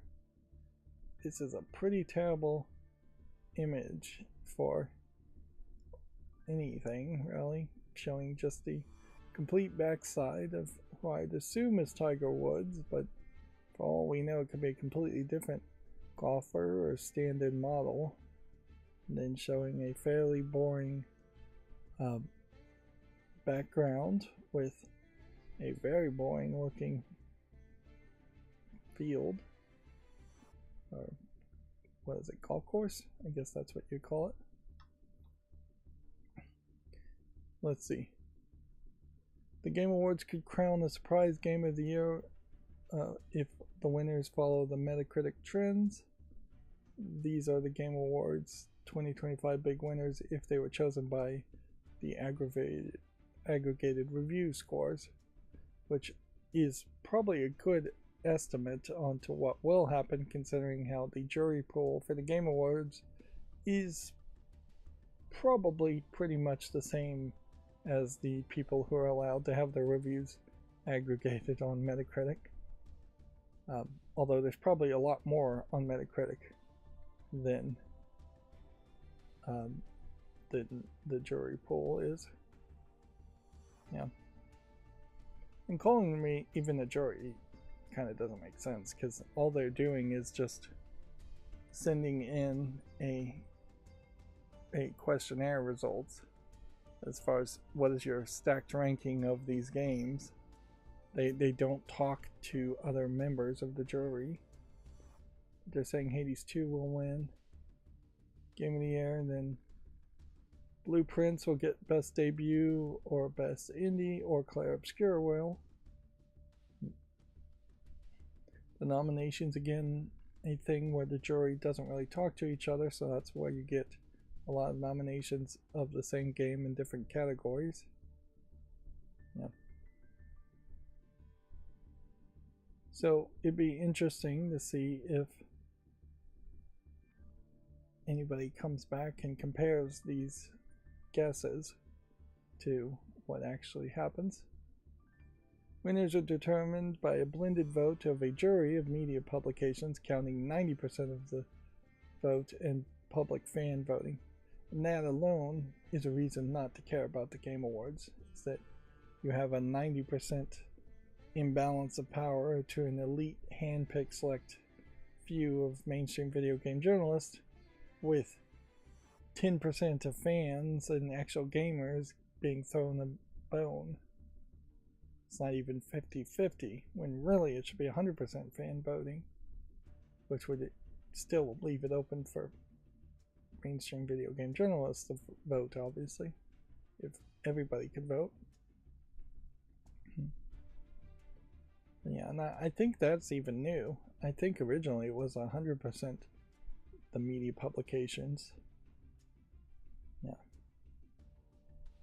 But Metacritic isn't any different, really, as far as I understand how it works. I don't think it has fan votes either. But yeah, really just pushes you back to looking at actual reviews on Steam being your better use of information. Which, yeah, if I had free time and if I really cared about it, that would be the better comparison. Don't just scrape the data of Metacritic or have Metacritic put out a press release, which more than likely Metacritic put out a press release or tweet or something. Blue Sky post, whatever that would be called. But yeah, if you were to go to Steam and look at all the games that were nominated, then you would be very close, but you would be ignoring games that aren't on Steam completely. But yeah, you could look at the number of reviews, you could look at how many of them are positive, and you could look at the player base and try to make some kind of weighted score from those three metrics, if you even need to use all three of those metrics, to figure out what should win in that case, based on people actually playing it on Steam and actually reviewing it on Steam. Moving on, GTA, Sonic, and Battlefield games are all leaving the PlayStation Plus on the PS5 this month. Which, yeah. These subscription services always have that negative aspect to them, and that even if you're getting something new, a lot of things are also leaving. Let's see. Developer of the breakout hit Dispatch calls AI a creative solution for developers who aren't creative, end quote. Dispatch developers come out against the use of AI tools in the creative process. Yeah, I almost felt like they were still trying to give some kind of passive endorsement to AI, the way that was phrased. Yeah, that is my feeling, certainly with AI too, is that if you're not creative, or if your level of creativity only extends to you can generically describe something in text, then you shouldn't be empowered to actually create a final product, which is what AI is doing. It's letting people take shortcuts and not get better at their creative aspects. I suck at drawing because I didn't practice at drawing, because I wasn't encouraged to draw, because I didn't have any ambition to draw too. But at no point should I be allowed to use AI to create something and say, oh, now I am a good drawer because I've AI created something. And what really sucks is that there's a decent number of people who work in creative industries that are using AI, and because they are lazy and because they are frankly frauds, for lack of a better term, and they just have succeeded despite themselves in that industry before AI, and now they're embracing AI like crazy because they can now actually pretend like they deserve to be in that industry. But yeah, it sucks that AI exists. It sucks that AI bubbles might very well be on the verge of bursting. It sucks that the United States might try and bail out these AI companies in some way. It sucks that they are already bailing out AI companies in many ways, because there is a law, I believe that was passed, that says only the federal government can put any kind of laws or regulations against AI plants, computer data centers, which the federal government is unlikely to do. And well, that kind of makes sense because of the interstate commerce clause. But also, it doesn't quite make sense because then you have these AI data centers using massive amounts of power and water and just square footage, and then not in any way being limited, so they're stealing water effectively from farmers and cities who are in desperate need of water. They're stealing power. They have super powerful negotiation power, and so they've convinced cities and public utilities to offset the price that they are paying for electricity. So your electricity bill is likely going to go up because of more AI usage, where their bill is going to actually be lower than the fair share should be, even if there was an infinite amount of electricity, which there isn't. So yeah, this is my every stream at least once don't use AI rant. And yet I have to still admit that when I Google search things, those AI results in text forms that are scraping web pages, those AI summaries are just there, and I'm getting them whether I want them or not, and many times I read them. So I probably need to find a new default search provider that is not doing that, but I don't know of one that is not doing that.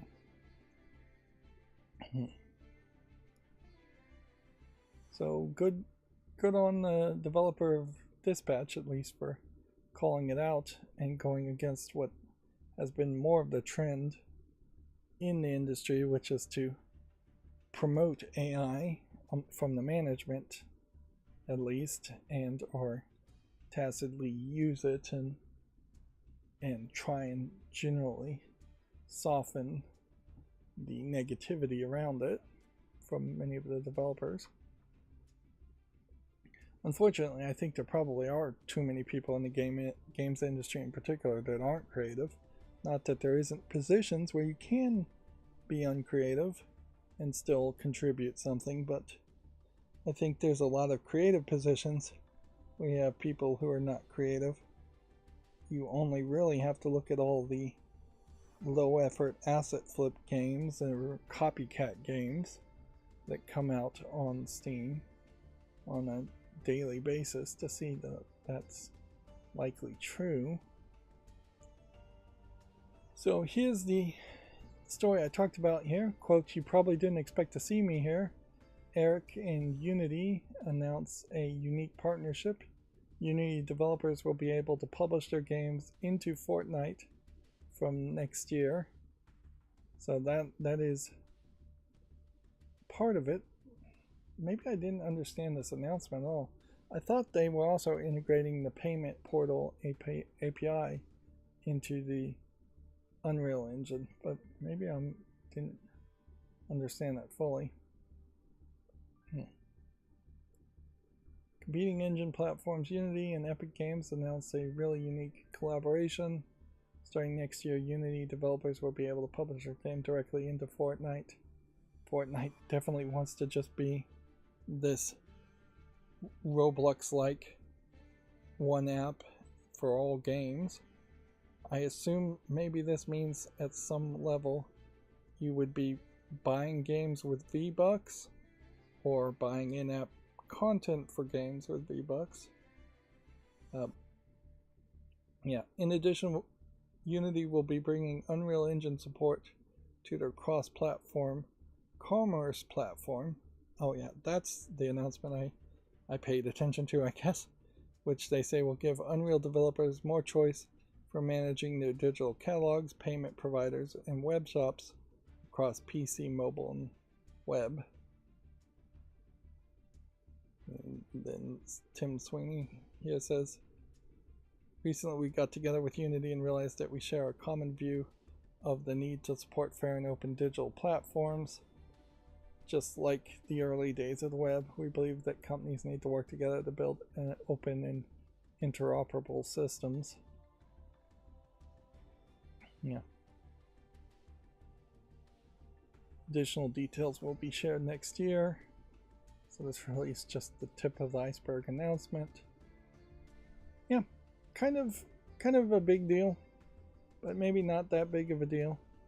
The guy in charge of Unity is new, and so priorities just seem like they are shifting drastically in Unity, further away from Unity being all focused around the game engine and more about Unity being a way to maintain and grow its profits as much as possible. And almost certainly there is a hope here that this will change the narrative that has been most of this year and some of last year, which is that Unity's new license fees announcements, which they retracted, were going to be very expensive and very disrupting. So people were going over to the Godot engine more than any other engine and abandoning Unity. And I still suspect you're going to see just increasing abandoning of Unity. I have to also throw it out there that the Unreal Engine and Unity in general, everything they offer is a closed source proprietary solution of softwares. So you really are not embracing open source, where I think open source will be the long-term future and the long-term bet to bet on. Let's see. Epic Games Store launches Black Friday sale dedicated to premium edition of games. The Epic Games sale includes Battlefield 6, Clair Obscura, Sonic Racing, Crossworlds, and more. There is a issue, certainly, when you get versions of games on sale that are just the base game, and then the DLC, the Season Pass upgrade, just pushes it back up to being its average price. But that still really wouldn't convince me to buy anything on the Epic Games Store. Here we have the quote, "I don't think we qualify," end quote. The indie dev withdraws its nomination from the Game Awards, which is an interesting point here, that games get nominated completely disconnected from any conversation from the developers themselves. So as far as we know, the Megabonk developers knew they were in the running to be nominated as soon as they were nominated, and not a second before. Now I imagined when I first heard this that there might be some bigger surprise controversy around this, but nope. As far as I can tell, it's on the up and up. Megabonk doesn't count as a new debut title, the developer claims. Yeah. The indie has taken the unprecedented step to withdraw their game from the Game Awards after they said they were incorrectly nominated for Best Debut Indie Title. They probably also think that they wouldn't win, but maybe they're just living on a moral high ground. Vedinad, solo developer of the Vampire Survivors style roguelike Megabonk, shared the news on the game's social channels on Tuesday, noting that they'd previously worked on games under a different name, so they feel their nomination shouldn't qualify. Here's the exact quote here: "I'm withdrawing from the Game Awards." Interesting. Now it would be even more of an interesting twist and drama if it turned out somebody went rogue and posted that on their social media. And then they undo the withdrawal, but I don't think any of that matters. I wouldn't be surprised if Jeff Keighley in the Game Awards does absolutely nothing, and that they will expect the jury to vote on those nominees as to their own heart's content. And I wouldn't be surprised if Megabonk is listed on the list completely unchanged when the awards are given out. And I wouldn't be surprised if Megabonk won, that they still would just give the award to Megabonk and in no way accept a withdrawal, since inherently you're not accepting or in any way condoning being nominated in the first place. this really just may be a case where the Game Awards is going to do whatever the Game Awards wants to do, and the opinion of the actual game developers be damned.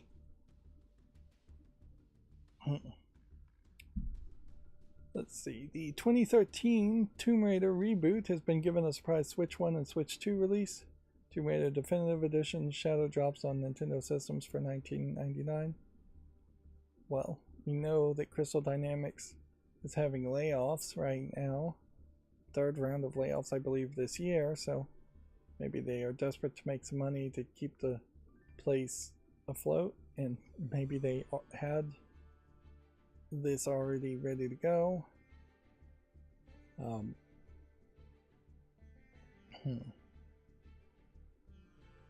Now, was the non-definitive edition available on the Switch before this?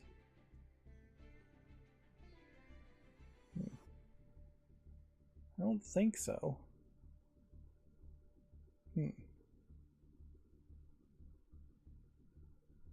But yeah, this might be a great example of just Embracer not really caring about advertising anything, and so they may just be shoving this out right before they shut Crystal Dynamics down altogether. Yeah, it definitely feels like this version is more cartoony looking than what I remember it looking like in the PC version. The problem though with this trilogy is it's just over, and it just doesn't really matter anymore. It has lost its complete relevance. It didn't really do anything amazing with Lara Croft, and yeah, it kind of changed what the entire gameplay style and what Lara Croft was all about, or at least what people thought Lara Croft should be about overall, which I think a lot of people have a general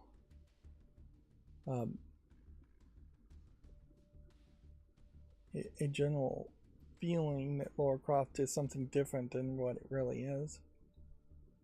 Here we can see a visual comparison in this thumbnail of the PS4 version of Lara Croft versus what looks like a more smooth version of the Switch 2 version.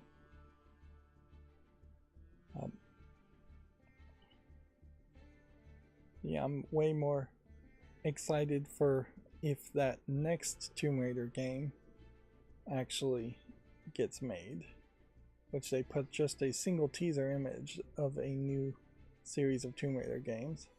But at this rate, it's probably not going to get made, and if it does get made, it's not going to be made by Crystal Dynamics, and it will just be a whole new team starting over again, effectively. And then it's all the same questions as far as what do you do with Lara Croft as a character, what environments do you put it in, what kind of gameplay do you have in it, and what makes it special and work. Like, probably you should steal a lot of what the latest Indiana Jones games did right, and since Lara Croft is just an Indiana Jones ripoff character, and then only try to innovate a little bit more. Probably get away from the bow.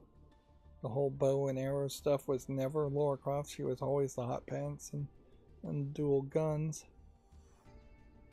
So focus more on that. Focus more on platforming. In general, there was a lot of platforming in the Tomb Raider series, but it was all very linear. You did it once, and then that was that. Just try to have a better story and narrative, which the Tomb Raider games, I don't know if they ever really had a great story and narrative going on.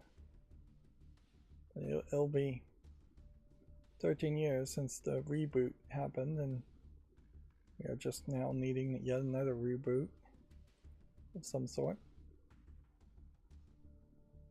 Moving on, PlayStation confirms its Black Friday deals, including $100 off PS5 consoles, PSVR 2, PlayStation Portal, DualSense controllers, and other accessories will also be discounted. Okay, sounds like some hardware stuff. Do I think anything from PlayStation is worth buying at the moment?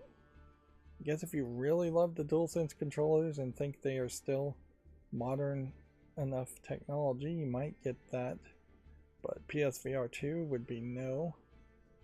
PS5 or PS5 Pro is definitely going to be a no. PlayStation Portal is definitely a no.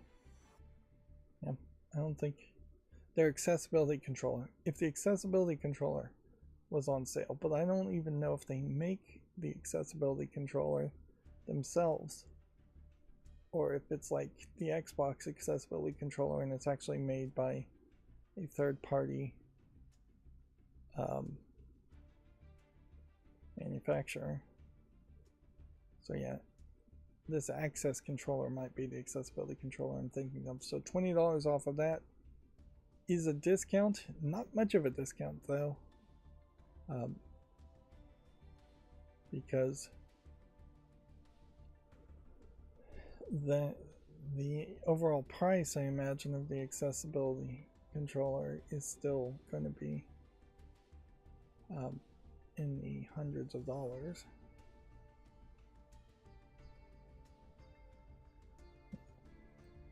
PlayStation Direct website. See if I can bring up what that access controller would cost.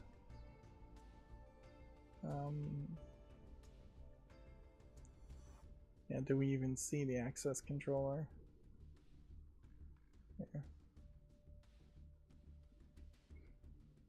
Here. I saw some Joy-Cons were on sale for slick deals, and yeah, open box Joy-Cons didn't really feel like something that would be worth gambling on. Accessories, controllers, and remotes.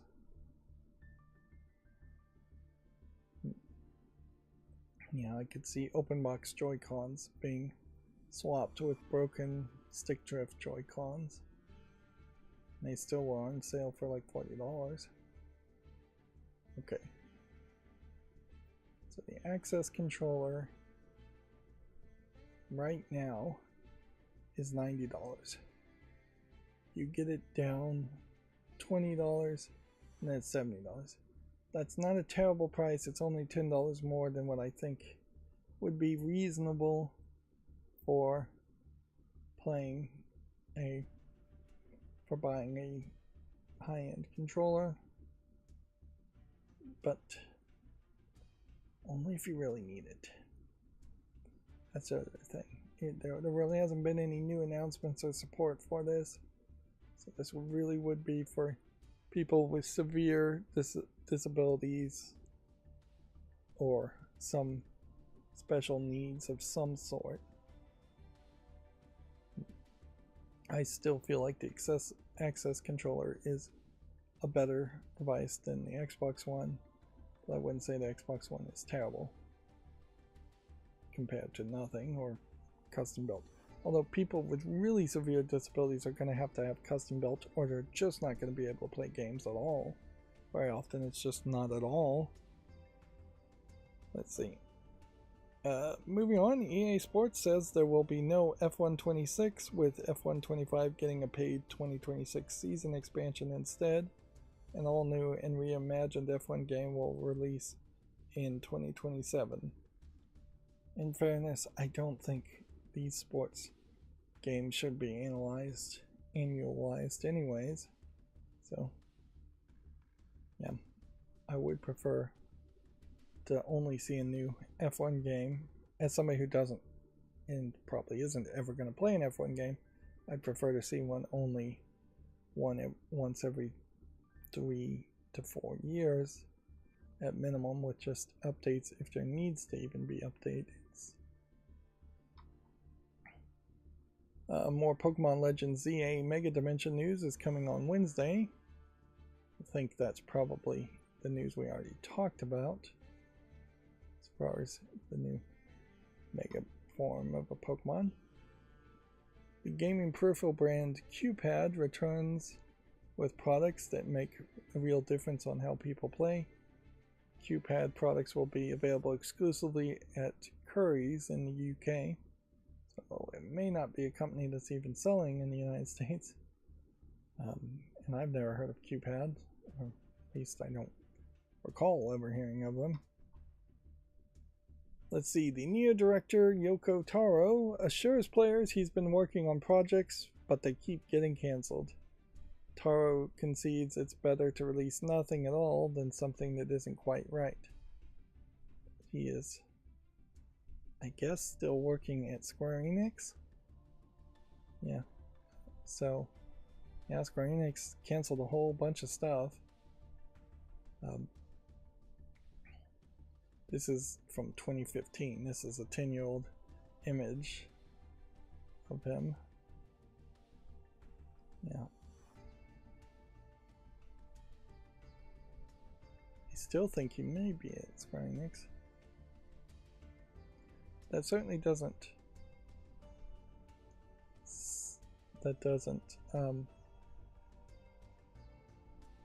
speak well for the Nier series, which definitely could have another game in that series.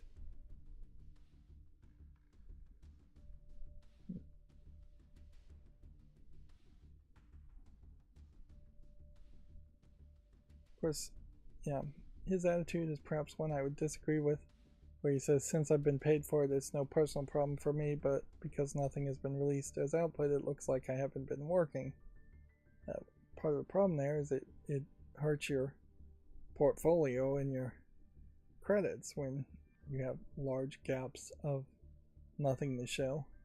And unfortunately, that's the case for a lot of people who work jobs, and is that you might work at a job for 10 years as a security guard or a secretary, and at the end all you can put on your resume is I worked a job as a secretary for 10 years without having any projects to really point to or otherwise describe the job to show that you're actually capable of doing something, versus someone who just sat behind a desk for 10 years.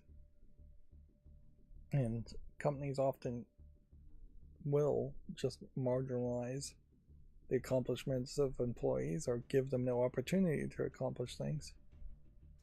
I don't have any negative feelings about it. That might be a Japanese way of saying I totally have negative feelings about it, because I think it's better not to release something at all than put something odd or not quite right out.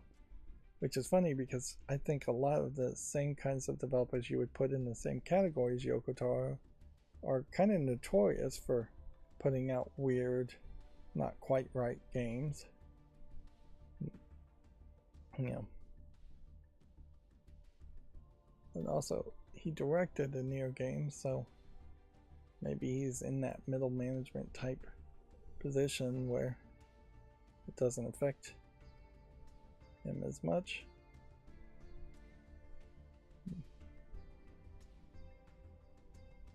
Yeah.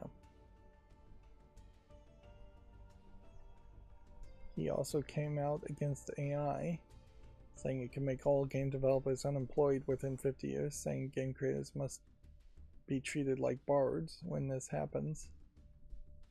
May be treated like bards when this happens, which I assume means they will not be hired at all or not exist. Moving on, Battlefield 6 latest updates adds a new California Resistance content plus around 150 tweaks and bug fixes. Second wave of Season 1 content is available now via version 1.1.2.0, which is, again, way too many points there, one extra point. I still see a lot of negativity around Battlefield 6 when I see anything about Battlefield 6 on Reddit. Reddit is just one source of one group of people, I'm sure, but I don't see a lot of diehard defenders of Battlefield 6, or people being happy with it. When I look at Battlefield 6 reviews on Steam, I believe it's in the mixed, if not in the negative. So all my sources seem to say Battlefield 6 is not doing particularly well. But I imagine there is still a loyal fan base that is having their own fun with it. Let's see, here's a video of how WWE 2K25 Netflix edition looks running on the iPhone 17 Pro Max. Normally I would not hit play on any video game chronicle video, but I actually am interested in seeing how this content works. This is a website that is run by a few people, I think, and is pushing for support through Patreon, which weirdly mainstream video game journalists can kind of work their way through being independent by having Patreons and just having a dozen or more big supporters.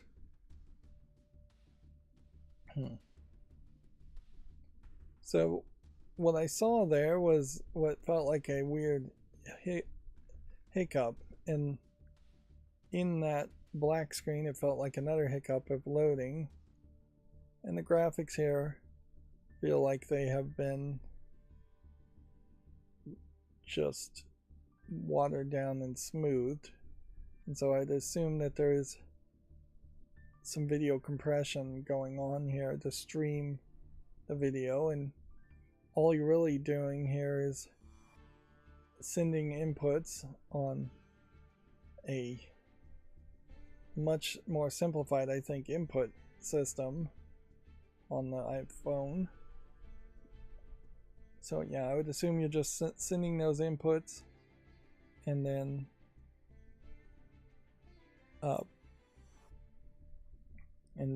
it's processed on a server, and then the video is streamed back with some level of lag. One thing I'm noticing here though is it does seem like you are really only pressing random buttons and getting random effects here. Like, all the buttons have a fist, so it looks like a light punch, a strong punch, and a grab, and then maybe a dodge are on screen. And then controllers on the left are just popping up a little bit. And so if this is how the game usually plays, it seems weird in particular, because you really aren't doing much as far as actually playing the game.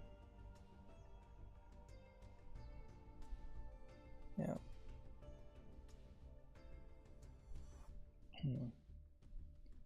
You're getting specific prompts.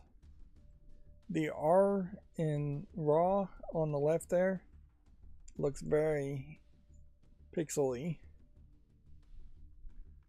I suspect the background audience has been toned down to have less movement, and more than likely the background audience is copy and pasted in several places, and it's only the first 3 rows that are particularly lively as far as the background audience goes.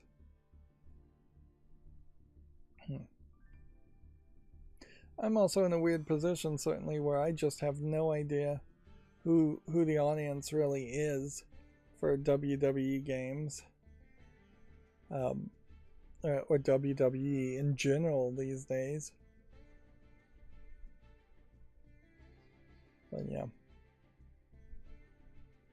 it doesn't look terrible for, I guess, kids to play wrestling games on their phone, but it doesn't look particularly great.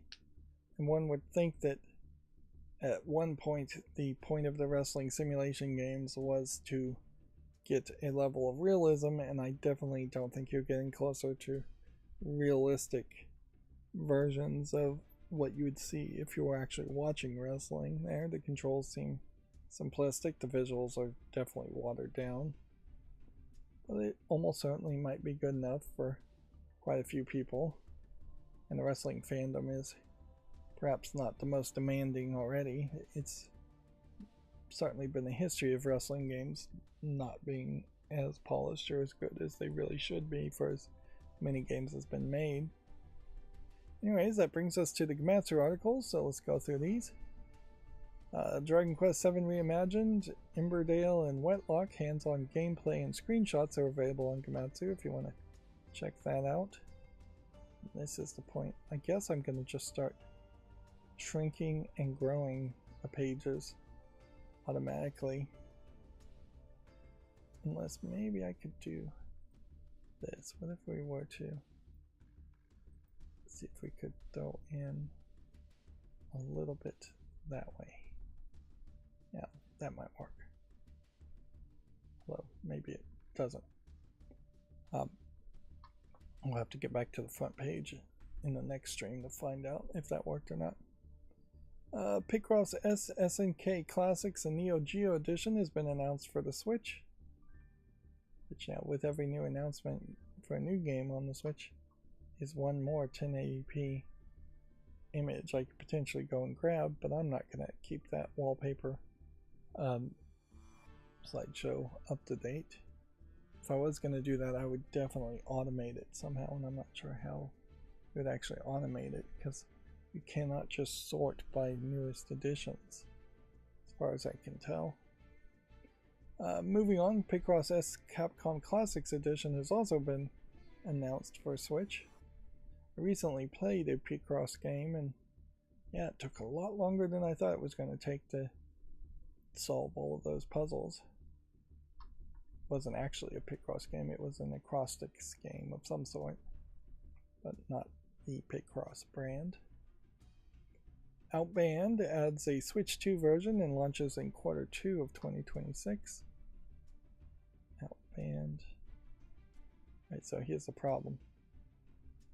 If I apply that, then probably would have to reload the page on all of them. Yeah. So we'll have to live with it for all the pages that are opened, which means I'll probably just bring it back down to 80% zoom for this stream, and then try and remember to bring it back up to 100% at the end of the stream. Ghost of Yotai New Game Plus update launches November 24th. We already talked about that. Pokemon Legends Z-A DLC Mega Dimension reveals Mega Zeraora, I assume how you pronounce that. Tales of Berseria? Yeah, not sure. I'm getting worse at pronouncing things. Remastered has been announced for PS5, Xbox Series, Switch, and PC. Yeah, I guess particularly the animated styles of games are increasingly becoming remastered before I'm getting around to play or purchase the original versions of them, which probably is a fine thing to happen, but there have been some scenarios where I bought the original version and then bought the remastered version and never played the original version. Hasn't happened too often, but has happened a couple times. PGA Tour 2K25 is coming to the Switch 2 on February 6, 2026. I guess it's also worth pointing out that a lot of times remasters have problems and aren't as good as the original versions. So you have to be careful about that, particularly from smaller companies, Japanese companies, doing something weird with the remasters, having a different team on it. This PGA Tour game is not being reviewed very well at all. It's mostly positive in the last 30 days, but overall it's mixed. We have the Famitsu review scores for issue 1924. This Any Last Hope gets a very low 28 out of 40. Not sure if that's what this game is. Bad Boy Brother for the Switch also gets 28 out of 40. SpongeBob SquarePants Titans of the Tide gets 32 out of 40, which is slightly above average. And then Yggdra Kingdom gets 29 out of 40. This might be Yggdra Kingdom. Yeah, I would assume this is Yggdra Kingdom. So not a particularly good week for game releases in Japan as far as the quality of the games, which I don't think the Japanese particularly do anything special for Thanksgiving or Black Friday other than ordering KFC, which they do that for Thanksgiving. Or is it Christmas that they order KFC? I think it's maybe Christmas more than Thanksgiving, but yeah, maybe the Black Friday sales and all that does generally affect what even gets released in Japan. It may just also be seasonal still, but now is kind of not the time to expect big games to come out. Bang Bang Bandits for Nintendo Switch 2 edition has been announced. I have no idea what this game is. So, if there was a previous release of this game, it must have been for the Switch 1 if I was to guess. Or maybe it was a Japanese only release. Yeah, it says it launched in the Switch in November 28th of 2024 in Japan. It may never have come to the West. Gmode Archives Plus Stella Deus Time of Alchemy has been announced for the Switch and PC. More of these Gmode games, which are all these still Square games. I don't think any of them are actually going to support English though. These are ports of Japanese games that were probably played on a Japanese exclusive piece of hardware, if I was to guess. Let's see. Show Aniki Collection for PC is now available. This is one of those really weird games, I think. But they don't even have a Steam link to any of the games. Oh. Oh no. We do have a Steam link, it just wasn't open for some reason. Yeah. Weird side-scrolling shooter game. Big muscle men.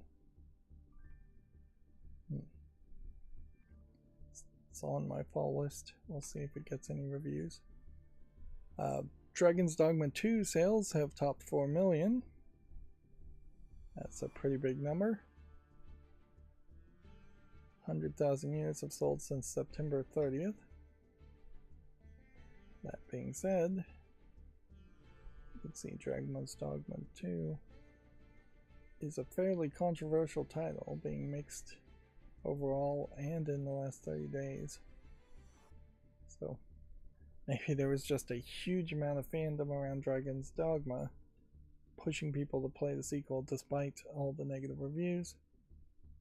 I don't see any significant sales. Like, this is the lowest it's ever been, is $29.39, and that's not even the deluxe edition. Yeah.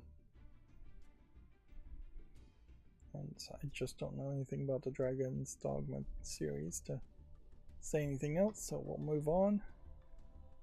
Tomb Raider Definitive Edition is now available for the Switch 2 and Switch. We talked about that. And really, I guess we don't have that many news articles this Wednesday. And I bet we don't have that much on Friday.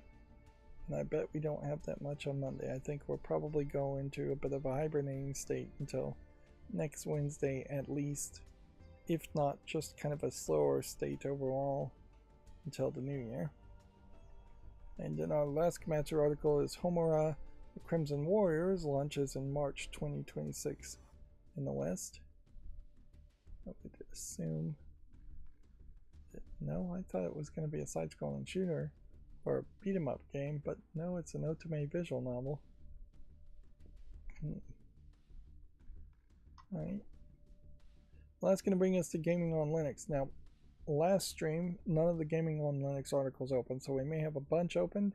We may only have the normal amount opened, and we may miss some news, which probably wouldn't matter too much.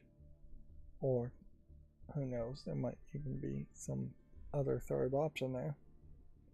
Let's just go through it and see. The AMD FSR Redstone arrives December 10th with a teaser. FSR Redstone is a upgraded version of FSR that only Radeon RX 9000 will be supporting. Which, yeah, FSR is just an upscaling solution to increase the appearance artificially of images and increase the frame rate. More really just trying to increase the frame rate than even increase the appearance. And so like an image like this can really only show you too much and really can't get into too much details. It is interesting how so many things now are using redstone as a code word, considering how the only redstone I know of even existing is just redstone in Minecraft. And as far as I know, redstone in Minecraft is straight up just made up and not actually a real thing. Yeah.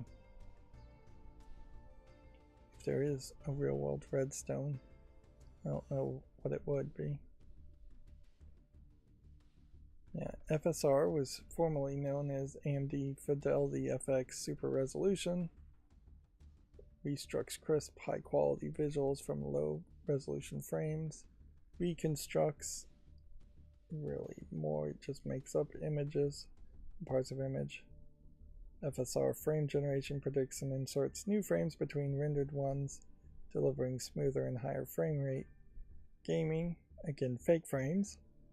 And then FSR ray regeneration infers and restores full quality ray tracing trace detail from sparse samples. So again, faked rays. So increasingly you're going to have this middle software guessing at what the game should look like compared to what the artistic intent would have been by the actual developers of the game. And then Radiant's caching dynamically learns and predicts how light propagates through a scene, delivering efficient real-time global illumination. So there's generally a lot of ray tracing stuff too, all of which NVIDIA has been ahead of the curve on, but then NVIDIA drivers certainly are making it harder and harder to use NVIDIA graphics cards. Noticeably, the Steam machine is still going with AMD CPUs and GPUs, and I don't think any of the consoles are using NVIDIA. If anything is using NVIDIA, it's probably the Switch 2. So yeah, unless you want to build a Windows machine to install Windows drivers for NVIDIA cards, NVIDIA becomes less and less an option, despite the fact that it still probably is 9 out of the top 10 graphics cards performance wise. Let's see. Here we have a great showcase of open source. Blender 5.0 is out with completely overhauled color management. Another release is here for the incredible open source project Blender. 5.0 brings huge changes like completely overhauled color management. And then I guess I don't want to get too much into the details here. How long would this video be? This isn't 53 minutes.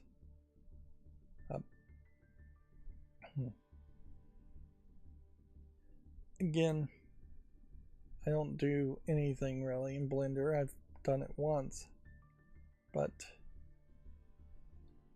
it is obviously nice to see it get better. It is definitely for more 3D animators and generative artists. But yeah, I'm not going to sit there and listen to an hour long worth of video for that. I'm a fair weather fan of Blender, as it were. Now that's the wrong term, but I'm a fan of Blender in concept. I don't actually use it in reality. Moving on, surviving each day is a fierce battle in the upcoming Primal Survival. Interesting. Is this a meme game or is this an actual game? That is the question. And we are setting our countdown to time to racism. At which point, yeah, we wonder.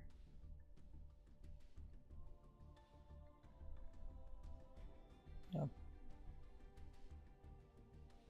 That doesn't look like that was an actual animal that really existed, but who knows?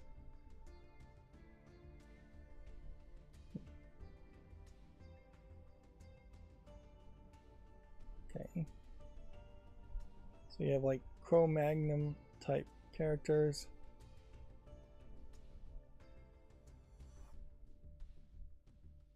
Alright. Well, historically inaccurate, almost certainly. I doubt the women were wandering around with tops on in the middle of the heart of civilization in Africa. But yeah, with censorship, almost certainly you have to have that contrivance. I doubt the men were even wandering around with cloths around them. Well, that showed very little, so that could be still just a joke meme game or not. It's hard to tell. And more than likely, that trailer is nothing close to what the actual game is. And that it is just a survival game, online co-op game. Yeah. Which, yeah, that creates a challenge, certainly.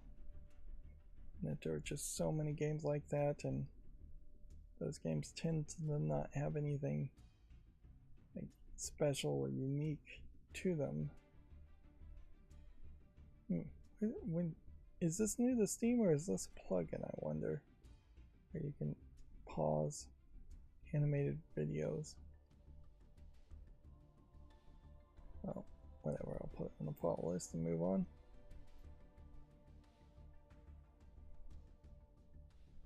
Here we have a headline from Gaming on Linux. I have finished Dispatch and now I'm at a loss, so I'm going to play it again.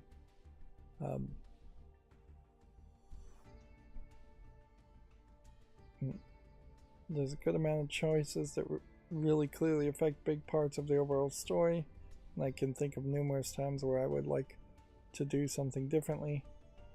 These are the makers of Dispatch are some of the people that worked at Telltale, so it's a game that almost certainly has the feeling of a branching story, although it is worth pointing out that the Telltale games really never did have much of a branching story. So it'll be interesting if he comes back and says anything more about a second playthrough. But that's a weird way to write an article. Perhaps a very honest way to write an article, too. To say, hey, I'm just going to play this game again. Now, how in the world is Dispatch not on my follow list and not on the checklist.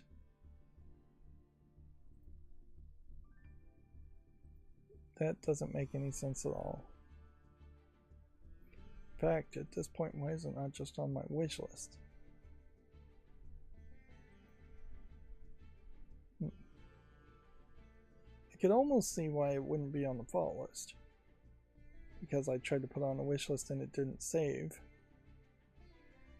And I could definitely see why it wouldn't be on the have a checkbox if it's getting censored for having nudity and sexual content in it as tags. To have neither be the case. Here we have the same story we talked about, Megabonk from Ved and Ad withdrawing from the Game Awards. Yeah. Which we'll see.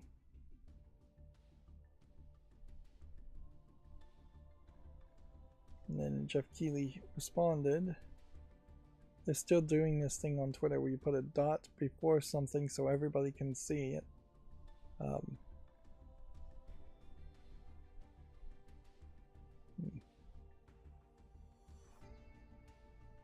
And yeah, Jeff Keighley did come back and say that it will be removed from that category. So they didn't just go full steam ahead as far as keeping it as a nominee or giving it an award.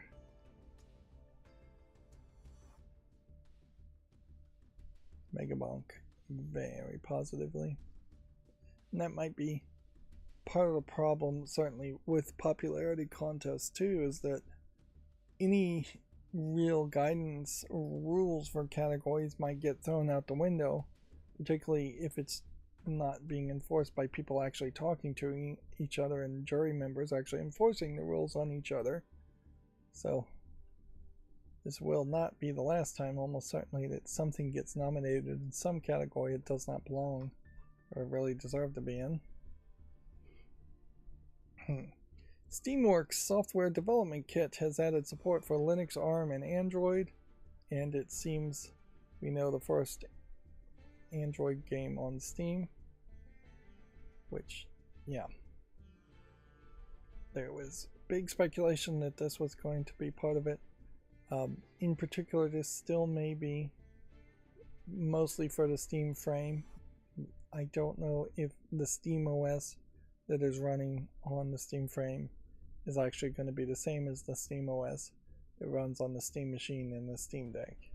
It might be a modified version of Android first and foremost, then running a compatibility layer to run x86 AMD 64 programs, or even running a compatibility layer to run other Linux programs on ARM and Android. Yeah. ARM 64 processor in the Steam frame. So what game do they think it's going to be? iSteam Music Remote has been removed. Wonder what that is. Added controller actions for Lenovo Legion Go. Generic controller. iSteam Remote Play added keypad scan code values.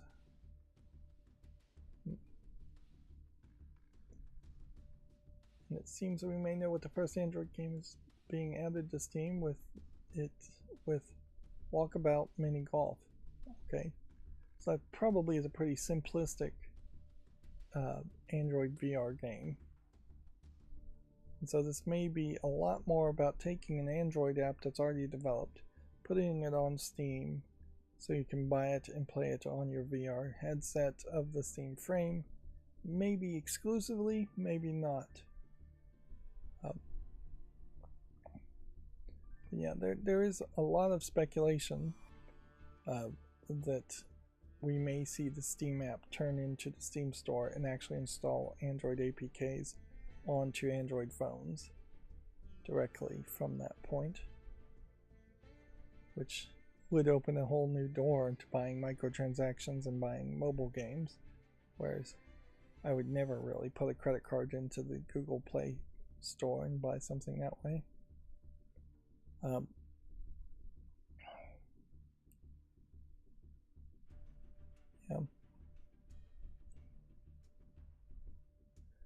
There is also, always worth pointing out, a lot of speculation that Half-Life 3 will get announced any day here. They've been saying it for decades now, but who knows?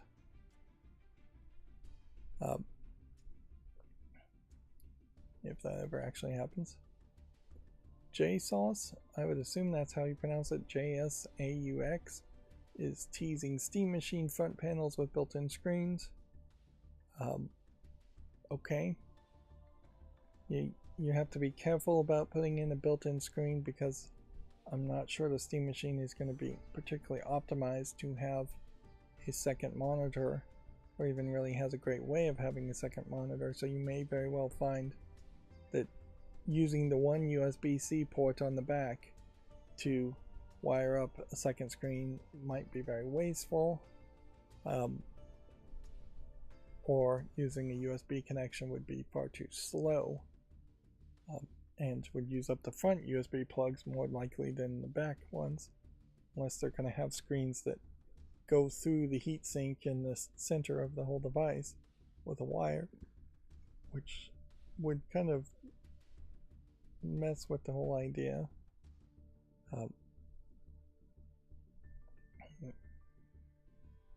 Yeah, they're throwing out 3 basically options, which there's only a couple more options you could throw out, of an e-ink, slow refresh, smart look screen, which totally could be done. You could connect to it via Bluetooth even, and not have to use any of the plugs.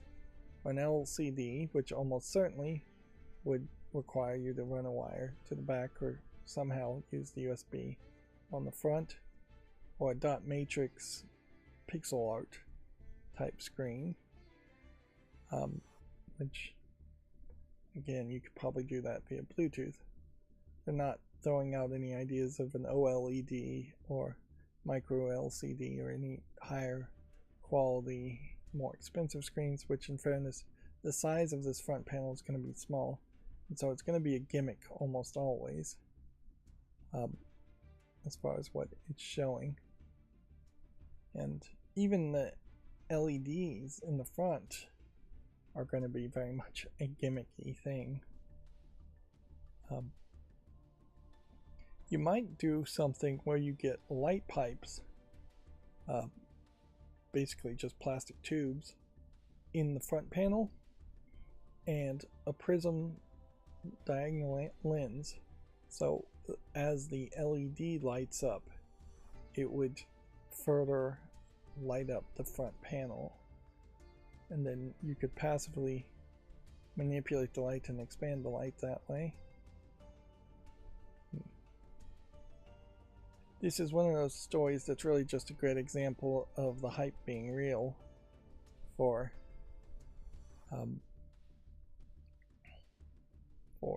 Steam machines. We talked about this. Unity games are coming to Fortnite as Epic contends to attempt to build a metaverse thing.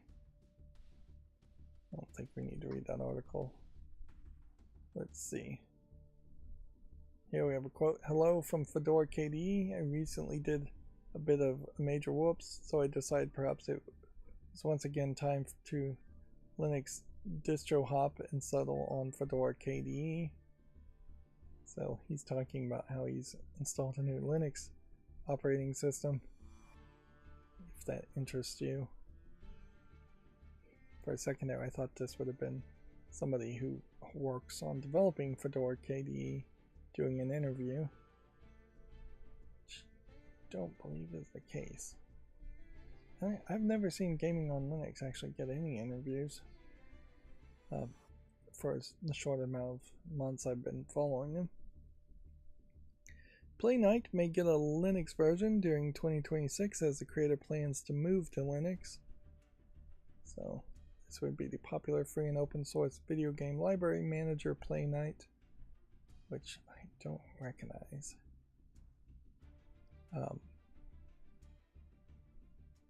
Looks like it is a manager.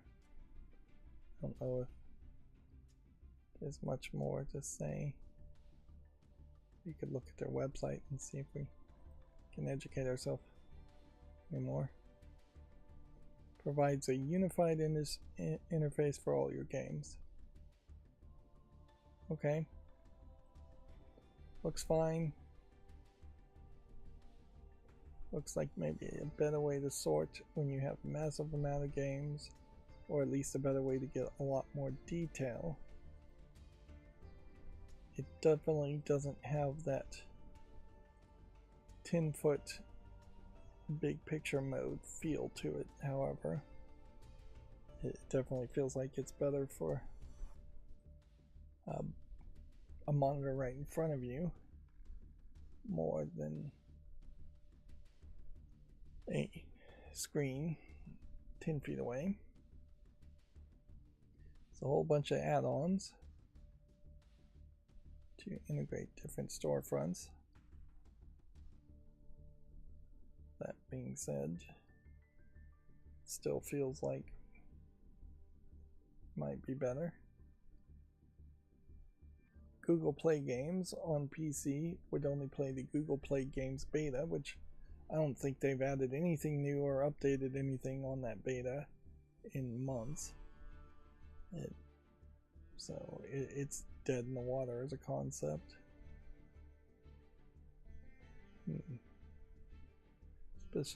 Specific Humble Bundle integrations for parts of Humble Bundle instead of all of it. Local library. I don't know what would really be surprising as far as these plugins go. The most interesting thing would be if it integrated something like Emulation Station into it. M here might be close to that as far as emulating older games.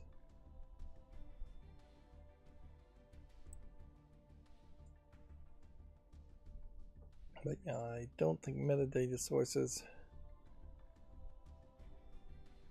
are going to be that sexy to talk about, but they certainly would be helpful as far as getting information. You'd be surprised how helpful having good metadata labeling something. I guess Giant Bomb may still be one of your best sources to get metadata. They do have Emulation Station's metadata in there, but to get metadata into Emulation Station, you usually have to have a scraper plugin you run into that.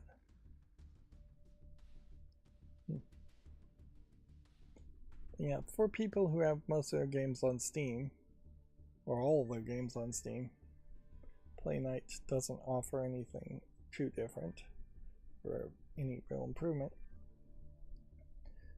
Let's see, Guild Wars Reforged announced to release in December and will be Steam Deck verified.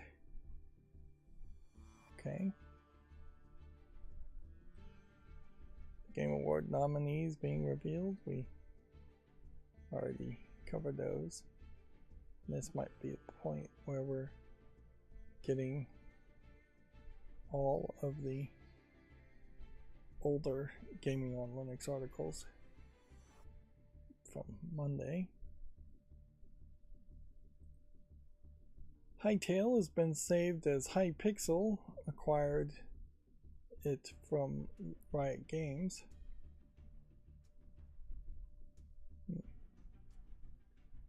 What is Hytale? Blends the freedom of a sandbox with the momentum of an RPG.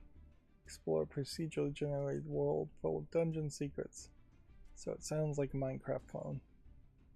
And looks like a Minecraft clone. Big news, RPG Where Winds Meet release works well on Linux. Okay, cool. We may be talking about this game a lot in the near future. Earth 2140 remake open on OpenRA engine. Open E2140 gets its first release. So this is a classic real-time strategy game. I don't recognize the game name.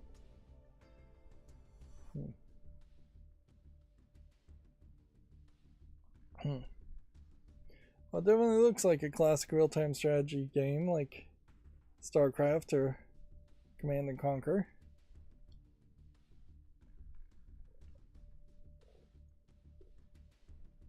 This is yet another genre that was the big deal for video games.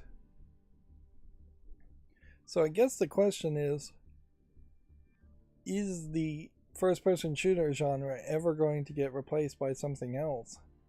Because it's been the dominant style of genre of games for a very long time now. I would suspect no. I would suspect real-time shooters are going to stay locked in, but the Vampire Survivors inspired games may find themselves eventually getting replaced or with something else. And it is just better for the game industry in the long run to have genres come and go. Unfortunately, genres never really seem like they come back, and if they do come back, they come back with a very big twist and very different things. A real-time strategy game like this is already pushing to the limits of items being really small and just a lot of characters on screen, which is definitely a style that's nowhere as popular as it once was. And so fewer characters and smaller canvases would be the future for real-time strategy if they were going to have a future. The other thing I would say about real-time strategies is the sci-fi genre and the modern real-world genre are about the only genres that worked really well with real-time strategy. Warcraft being perhaps the exception of a fantasy genre real-time strategy game. So it's somewhat played out as a concept. It's interesting to me though that I've never heard of this game before. Earth 2140. These were early games also that were all about the multiplayer more than they were about the single player. So that might be in part why I didn't hear about it. Unfortunately, to own the original version is to buy a mixed review game from 2013, so it's not even that old of a game. So I don't think I can even justify putting this on the follow list, just because regardless if there's an open source engine that's remaking it, like the original version, I just don't think I need to own. This definitely feels heavily inspired by Command and Conquer.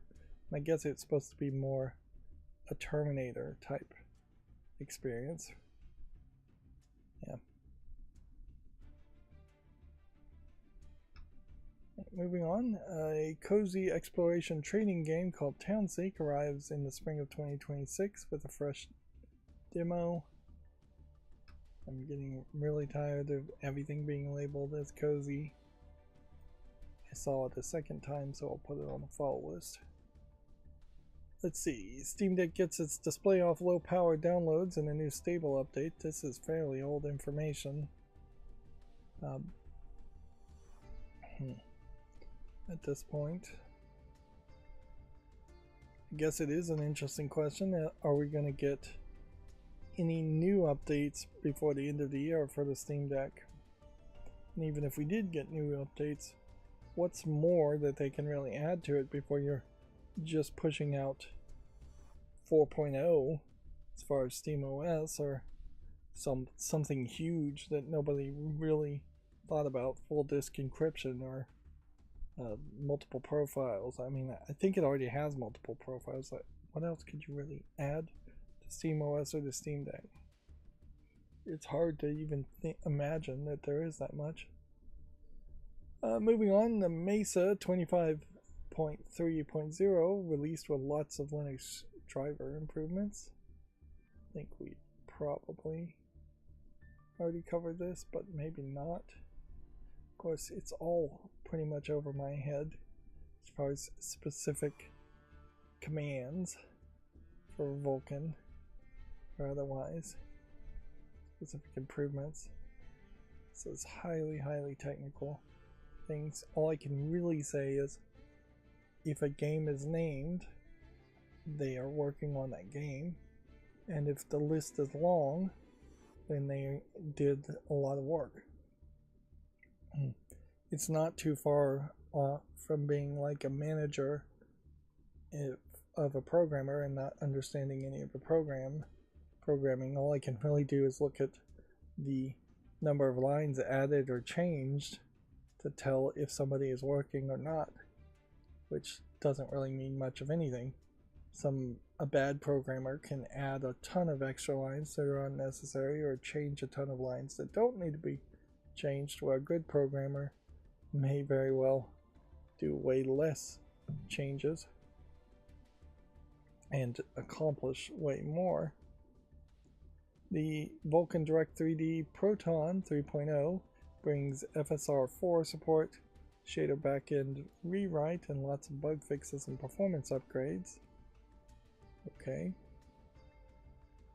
Now we're continuously seeing improvements in graphics drivers and Proton compatibility layers and everything that will just make what once were games designed exclusively to run on PC, now games designed exclusively to run on Windows, but still are playable on Linux. Both of which are technically PCs. I meant to say games exclusively designed to run on Windows. Force Strike is a martial arts roguelite like no other, where you see the future. Interesting. Do I want to watch this trailer? How many of these do we have left? Not that many. Yeah, let's watch the trailer. I'm gonna have to take another break just to walk around. Let my seat cushions reinflate. I guess I should just be happy that so far I haven't actually created a bed sore, for as uncomfortable as this feels. But I am afraid that I'm getting closer to some pressure sore happening.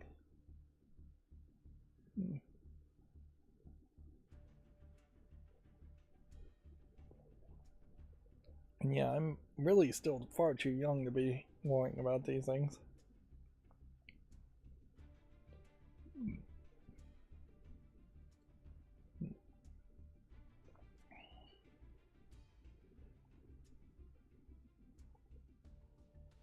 So I haven't been paying attention enough here. I guess the thing is you make moves, and in making the moves you can see the future.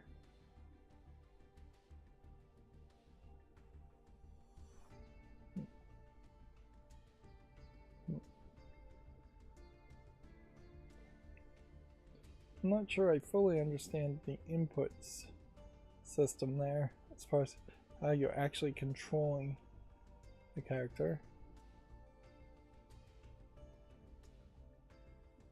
But yeah, you can see this has been out for a while. It's already very positive.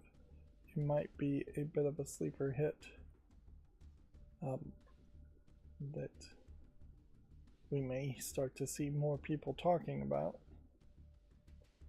Below the Crown is a curious brew of chess and dungeon crawling that is out now, according to Gaming on Linux.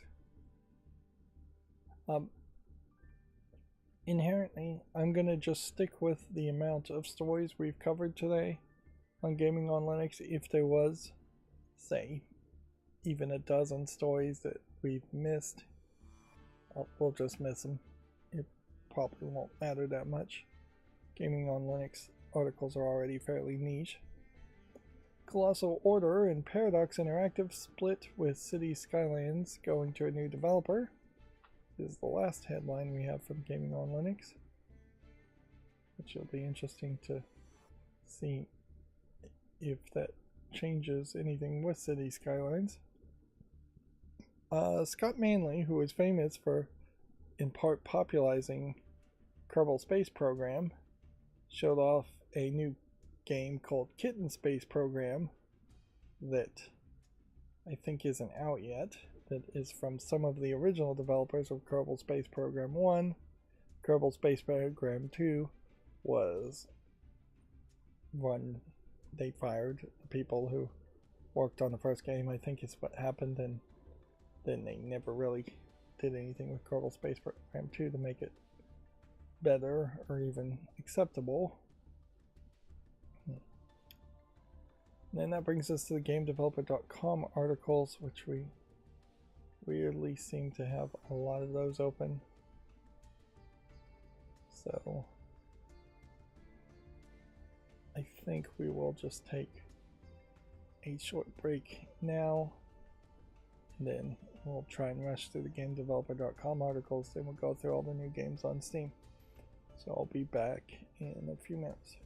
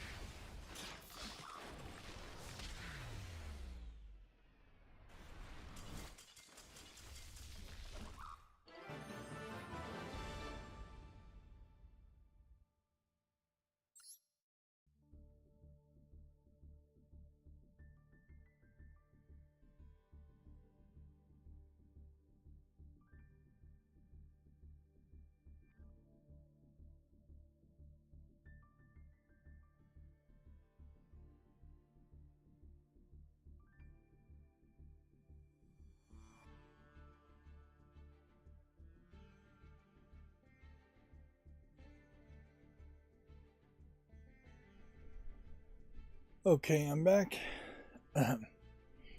Yeah, it's becoming far too commonplace, and I'm complaining about old man pains, but yeah, I was lying down for a while there, and then when I got out of bed, I nearly twisted my hip. Not in a good situation at all, and I think particularly in the winter, it's getting worse as far as just being slightly cold and being prone to twisting muscles. Well, that has nothing to do with video games though, so let's go through the GameDevelopers.com articles. We've got quite a lot. Though I think some of these we can skip through, like Megabonk Dev withdrawing from the Game Awards over an unqualified nomination, Unity signing its multi-title development partnership with 2K Games is new. Unity will be co-developing the Switch 2 port of PGA 2K25. Yeah, this must have been another part of that big announcement that got overlooked. Unity devs will soon be able to bring games to Fortnite, which, I wonder if that doesn't also speak to a level of saturation as far as just the player base at Fortnite, and that there are no more people to convince to play Fortnite, and so instead they are just going to try to further monetize people inside the Fortnite. I guess it's a metaverse now. But yeah, there's been several twists on that already where things called Fortnite or parts of Fortnite are not really what people think of when you say Fortnite. The Lego Fortnite, perhaps a prime example of that. Unity unveils a new toolkit to accelerate multi-platform launches. I wonder if this is slightly different from what we've already talked about. Yep. And this is one of the reasons why, in particular, GameDeveloper.com still has some unique sources of information where they can say they're pointing out that they've already made deals with payment processors Stripe and Coda, which I'd have to look into Coda more to research it as far as payment processes and to hook up to external websites. So effectively, part of what this is about is having everybody who has a indie website, their own personal website for their game, to have a buy now button that then goes through Unity and gives Unity a cut for then connecting it to a payment processor. Then the payment processor will also get a cut. And that level of convenience may not really be worth it. Let's see. Crafton wouldn't have bought Subnautica Studio if it had known of the founder's alleged exit strategy, says the CEO. Crafton's CEO Chang Ham Kim also claimed fans would have been disappointed if Subnautica 2 had launched in 2025. So this is effectively the clapback to the accusations of shenanigans against Crafton.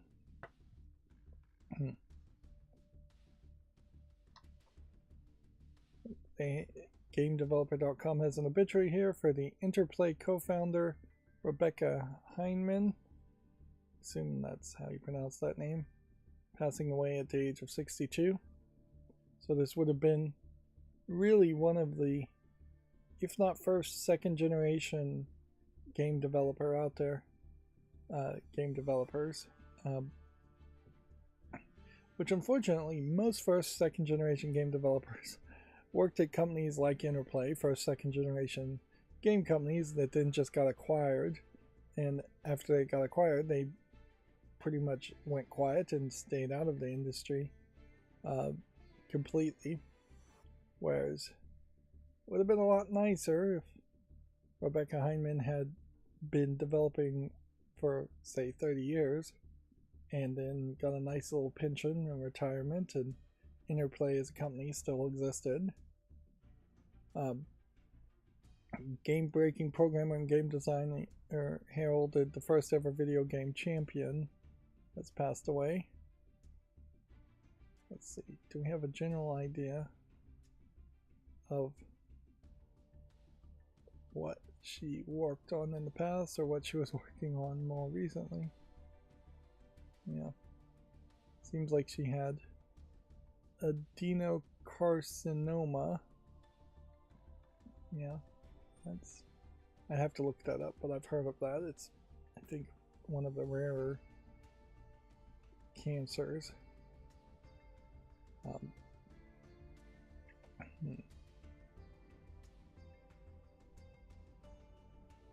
Let's see.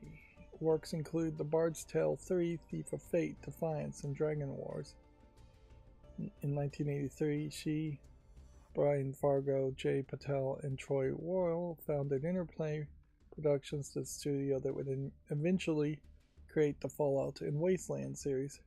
She worked as a programmer on Wasteland. She later founded two studios, Logicware and Contraband Entertainment, doing programming work for companies like EA, and Ubisoft, Bloomberg, Amazon, Microsoft, and Sony. High-profile projects for the time period included training other developers on Xbox 360 development and Contraband, and contributing to kernel code for the PlayStation Portable and PS4. So she actually did work in the industry a lot longer than I thought she would have. I guess that is just a example of where people just don't get enough credit, so I'm not familiar with them enough.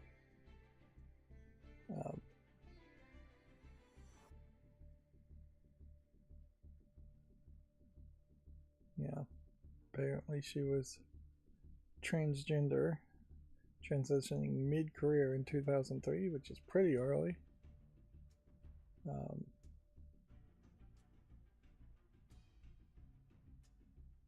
Okay. And yeah, I don't think there's probably too much else to say there. It's another obituary. It is nice to see these kinds of obituaries where you have just a lot more to say. You get an actual indication of what she actually passed away from, although who knows, she may have had adenocarcinoma and not actually died from it. Yeah, it's an aggressive form of cancer, they say. Yeah, so often you have the case where there's almost nothing said in obituaries for game developers. And yeah, this is a decent photo to use for an obit also. Perhaps the reason why GameDeveloper.com has a decent photo is because of the announcement of the adenocarcinoma cancer.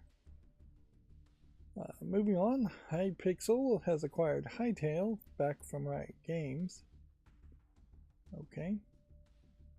Still don't know what Hytale really is as far as how popular it might be. A U.S. congressman allegedly has called out alleged AI usage in Call of Duty. Ro Khanna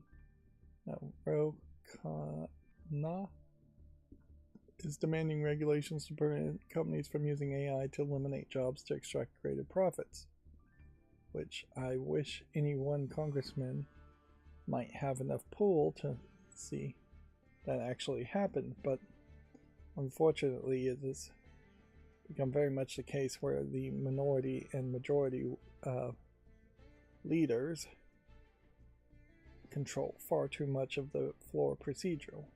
So bringing a bill to the floor for a vote is something that is harder to do than it really should be. Then it's always going to be a hard thing to convince enough of uninterested parties to actually vote and support your bill. Then it's going to be even harder to convince enough parties to actually vote for the bill to put it to the next part to get it to a president's desk to get it signed. It's a uphill battle unless you have a lot of money to bribe a lot of politicians or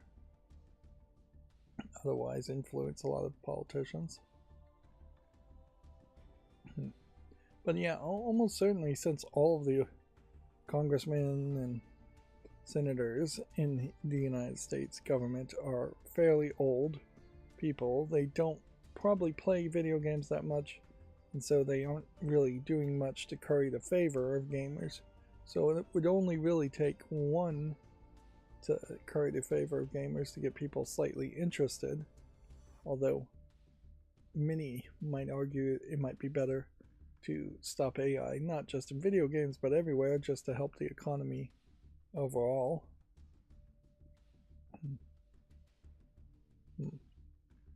Let's see. Here's the full quote from Twitter/X. We need regulations that prevent companies from using AI to eliminate jobs to extract greater profits. Artists at these companies need to have a say on how AI is deployed. They should share in the profits, and there should be a tax on mass displacement. Although even if there was a tax on mass displacement, I'll add my own opinion here, the taxes funds then probably would not go back to funding and supporting the people who had been displaced. So, a follow-up post, he says unions and workers to bargain for workers benefiting from productivity gains rather than pushing for a Luddite complete ban. But so that's kind of a softening position. I think a complete ban for several years until the unions can negotiate actual limitations is probably necessary. Because yeah, by the time the unions negotiate for anything at all, half of the jobs will already have been eliminated by AI, if AI can really eliminate jobs. Honestly, I think AI is just going to lead to a bubble bursting, and then you're going to have a whole bunch of companies wasting a ton of money undoing all the AI they've implemented and hiring new people. But even at that, if they hire new people, they will just pay those new people less. And yeah, it's just going to be a lot of money that gets flushed down the toilet, if I was to guess.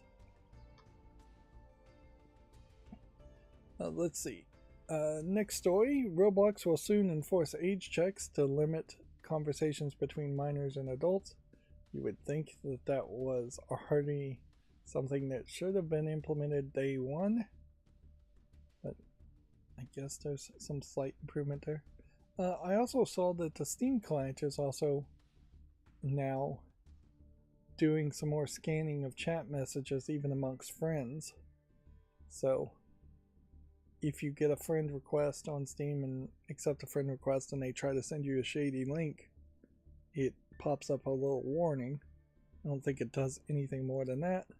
But now in the chat box you can also, I think, click the three-dot menu and report spammy shady links from Steam friends. I don't know how many people run into that problem, but it is obviously something that they felt the need to work on and improve on.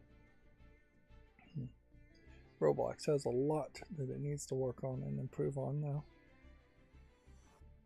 And then the Overwatch 2 co-developer Red Hill Games is making layoffs. The studio has announced a restructure program that will result in an undisclosed number of job cuts. Overwatch 2, by far one of the best examples of having a fairly successful game series and just making all the worst mistakes you could possibly make. The biggest part of that is just making Overwatch 2 in the first place. There was really not anything technically wrong with Overwatch 1 as far as I could tell, and had they just continued to support and maybe make some side game modes on Overwatch 1 instead of making Overwatch 2, they would have maintained their audience a lot longer. But instead they tried to shove all of their audience on Overwatch 1 and Overwatch 2, and a lot of people rejected that. In part, I think there was some monetization changes there, and a much smaller part, there was a character design issue in that the character outfits and designs of characters in Overwatch 2 were not interesting, and they were oddly fairly covered up for as much as the internet was in love with some of the characters in Overwatch 2. I mean Overwatch 1. A lot of robot stuff too in Overwatch 2. So yeah. It failed to develop any good identity as far as I could tell. Alright, and that's going to bring us to all the new games on Steam. So let's go through this.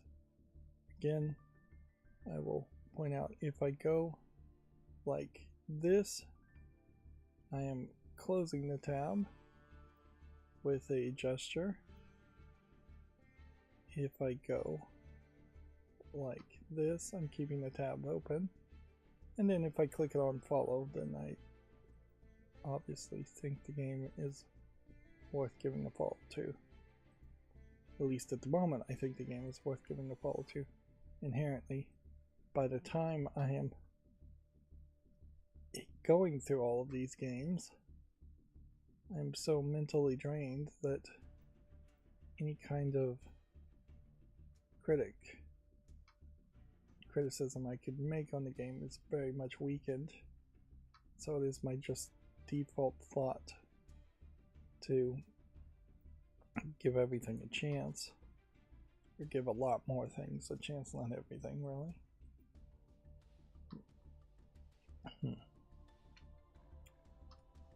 Yeah, and if it doesn't support English, I will close it.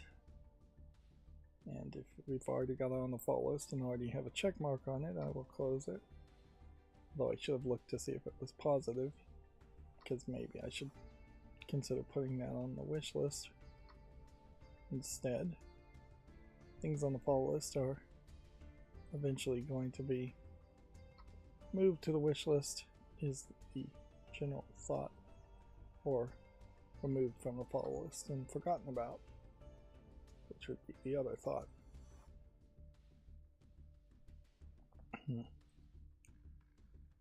6 hours until the Black Friday early days happen. In the last break, got my new electricity company's bill, which gives me $100 credit if I spend over 1,000 kilowatts, which is great, but because I screwed up the timing on that, they billed me the first month for 12 days, and then it billed me the second month for 48 days, adding up to 60 days in total. Which, that's not what I was really expecting to happen. So yeah, really shouldn't be a surprise bill, but it is a little bit of a surprise bill, just being a little bit more. Overall, it still is saving me compared to what I had before. We'll see if it lasts more than a year though. Yeah.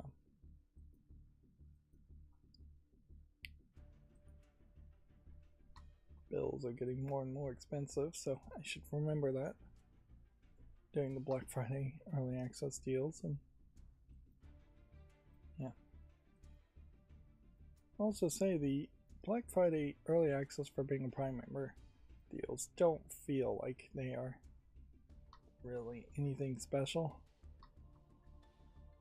because the deals themselves don't feel like they're really usually that special.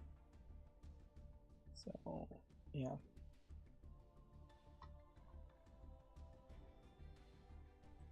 if something's sold out before a non-Prime member could buy it, I don't think they would really it would really matter. That's why I like to follow Slick Deal's guidance somewhat, is because you have more critical shoppers there. compared to just looking at everything appearing like it's on sale. And even in that, Slick Deals sometimes lets in some questionable sales.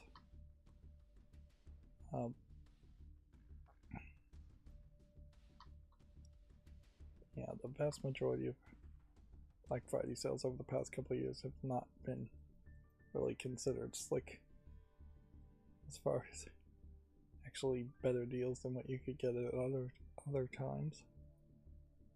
Yeah.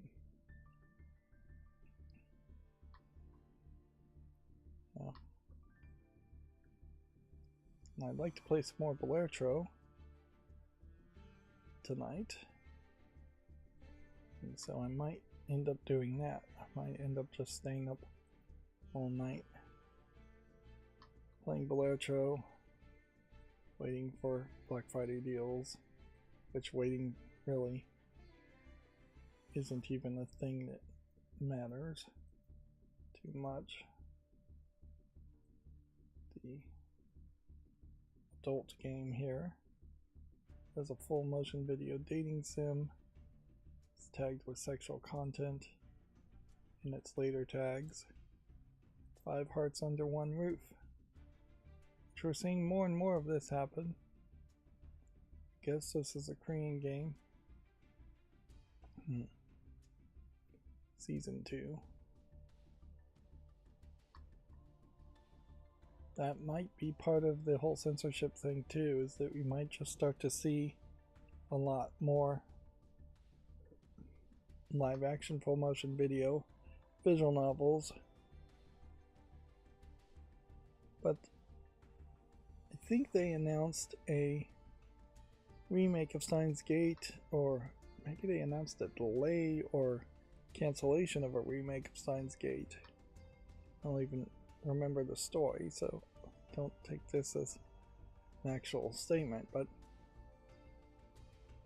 the point I'm trying to make, if I am trying to make a point, is that a story like Steins Gate would be fairly hard to realistically make in full motion video and live action.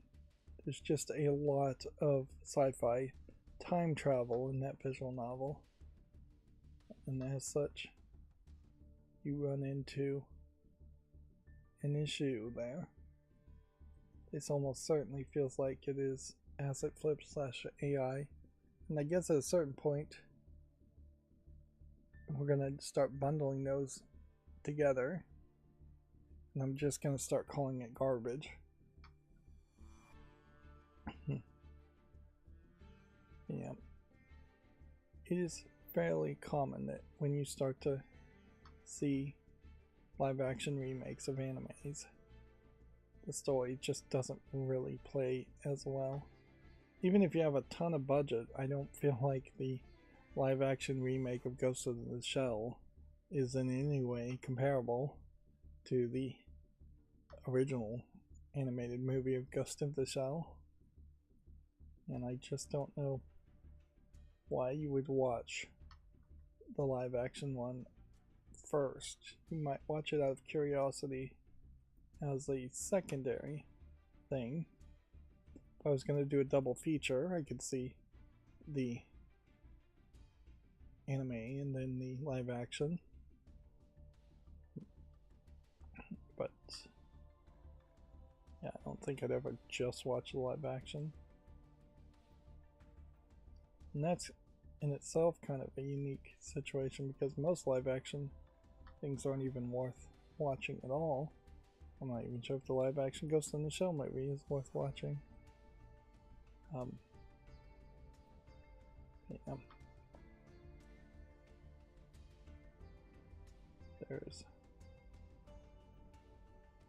So it would be an interesting twist, I guess, is long to wrap up that thought. Certainly would be an interesting twist if all of a sudden we started to see a lot more live action games from Asian countries, just because anything that looks anime is getting unfairly disallowed. Although we might just get also increasingly more bizarre art, like something like this, which is probably not really a game worth playing, but this game, I saw someone else playing this game, pinball game that makes you mad.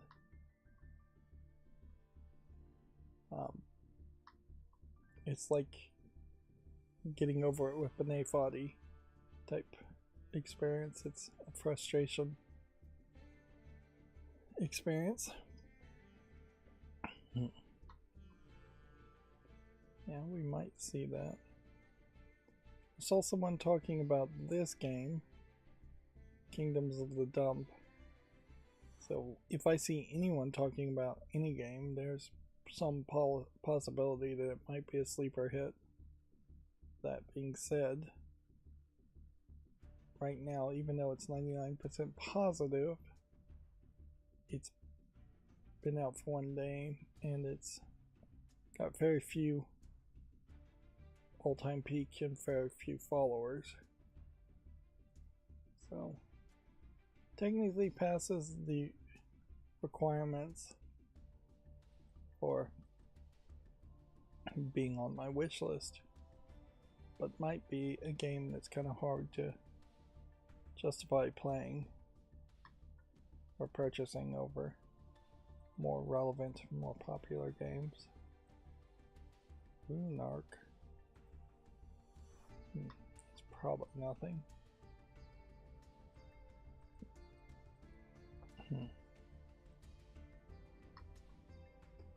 It might be worth it if I'm not going to sit down and record a full hour of playing Bellatro, which I don't know in the next couple days why I wouldn't. Might be worth it while sitting around trying to avoid looking at sales every 5 minutes to try and fix some of the code on my macros. But it still feels like that's not really worth it, because what I really should be doing is building my new computer and setting that up, and then fixing the code on the new computer, which is going to be fully Linux. So at that point, everything is potentially different.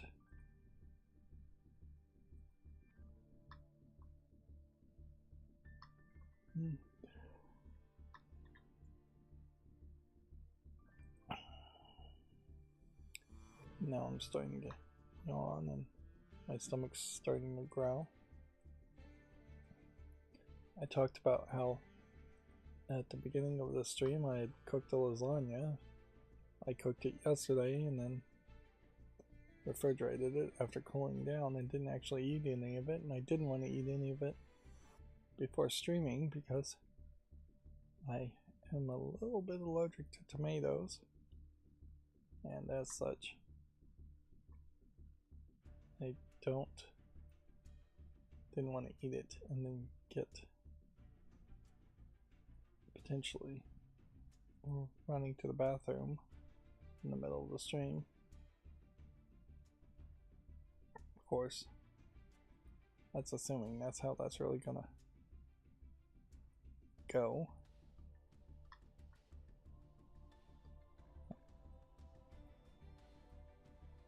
Even my tomato sauce, my marinara, it's pretty old. Been sitting in the cabinet for at least a year. So it's another thing to use up and potentially get rid of. Although marinara is probably safe to eat years later, just due to its high acidity level. But its best by date is 2-3 years, so not even expired there.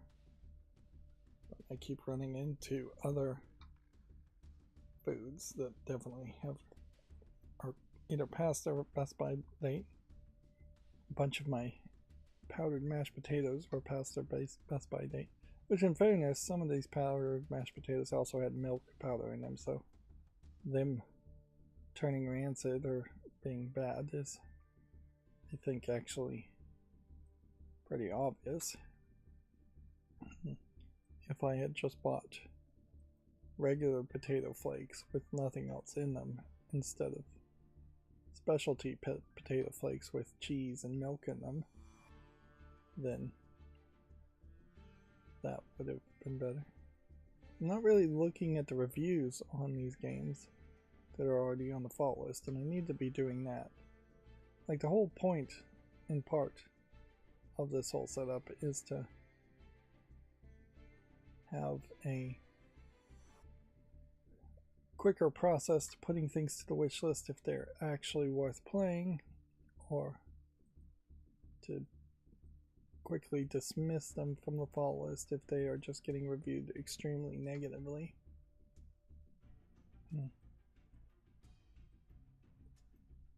Yeah, and I guess I can't really blame people in the chat today for the stream being long.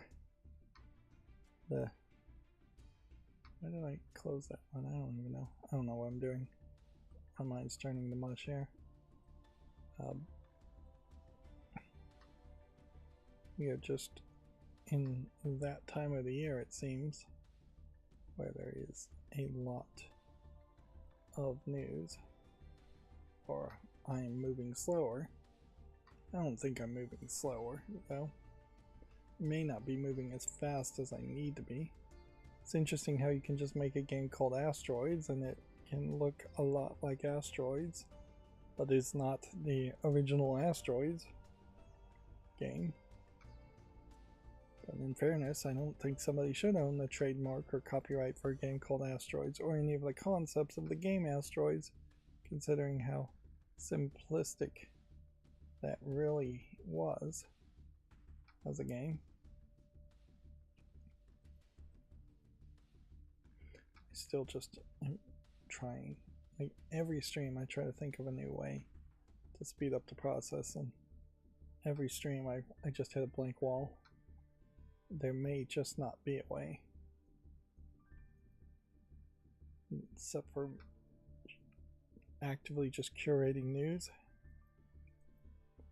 which would be the thing to do, I suppose, is to just eliminate a bunch of news stories.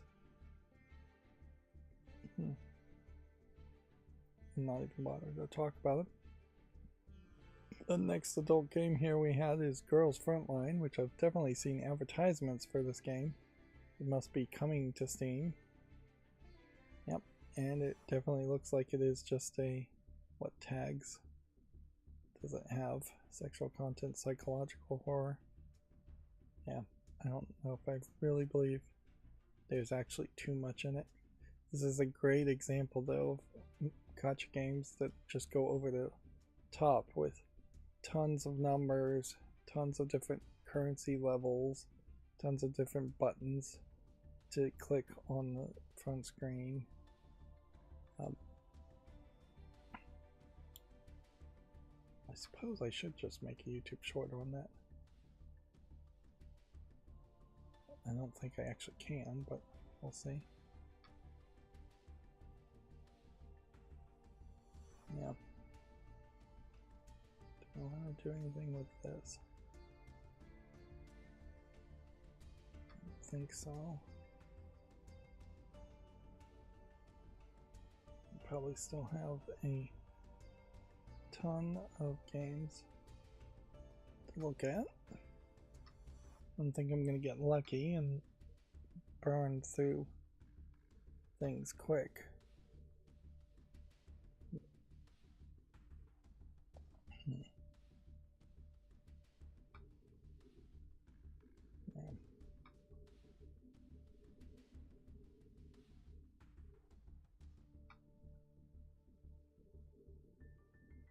Here we have another Japanese only language game. Seems like we are having more adult games. And this one really is an adult game called Pleasure Cruise. It's an RPG Maker game from the looks of it, with anime girls on it. Seemingly at least one lady with very big boobs. And they all tend to be leaning in that direction. Typically when you get to these lower quality RPG Maker game experiences, they don't tend to have that much of a variety. And there is just this thought that I don't know if I personally agree with, I don't think I do, in that there's just no diversity in body types, and that they are focusing specifically on one flavor slash fetish. Whereas I feel like it might be wiser to diversify your audience a little bit. But yeah, here's kind of a good example where I think the character designs of the girls are a little bit different in the breast lines. Yeah, this one is not tagged with anything, so I would assume this one is just being let on as a dating sim visual novel game on Steam. Home Sweet Homecoming.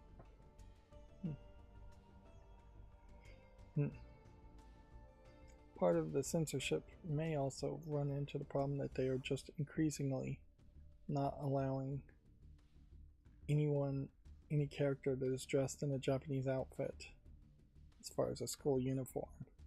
Although technically that's a school uniform, I would argue too.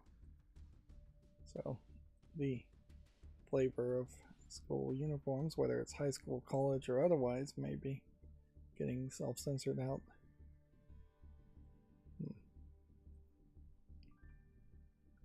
Just want to keep an eye on that to see what happens there.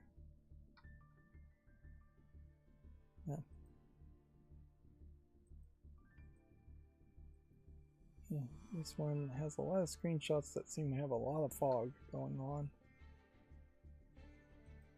We may be closer than done. And then this is probably nothing, but I'm going to put it on the fault list anyways. Just for an interesting thought of dark violence being allowed or not. It definitely is the future that we're going to see pushes for more censorship around anything that is considered disturbing in any way. That any story considered disturbing is going to be pushed to be censored. And it's not really going to be about protecting younger people or coddling the current generations. It's going to be about making broad enough censorship rules so that everything gets censored and everybody is afraid to say anything or do anything controversial or anything close to artistic even.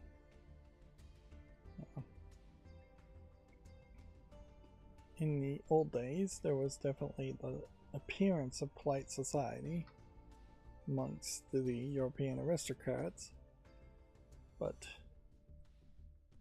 in reality, it was just fear of punishment for speaking out or doing anything outside the norm, unless, of course, they were behind closed doors, and then there really was no decency amongst them, and they would probably duel and fight and beat each other a lot more than they would show in public.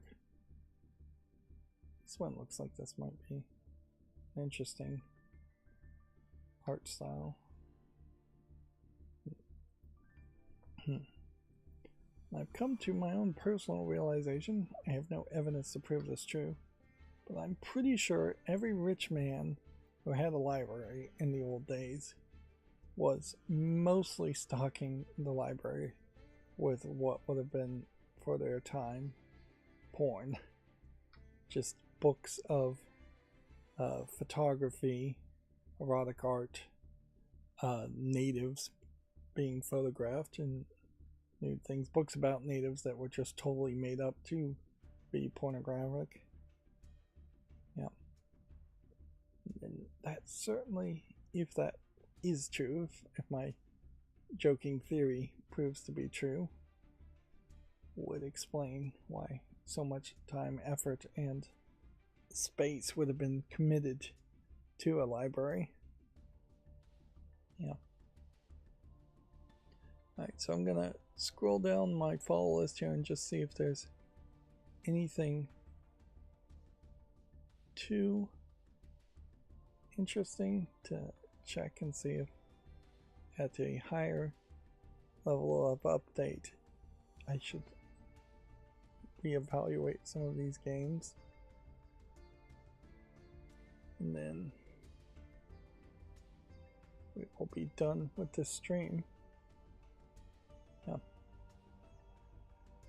Yeah, I would rather have people talk in the chat because engagement just further improves things, even if what's being said in the chat is almost pointless. Then it'd be silent, and if that pushes me to have an hour longer stream, then so be it. I've got to learn to rise to that challenge, I think.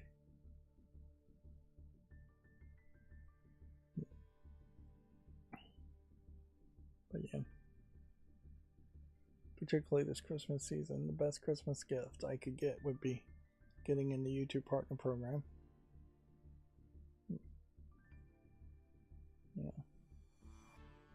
it's not likely going to happen.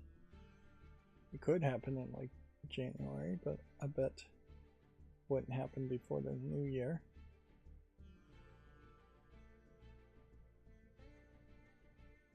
And then that would be progress towards some goal.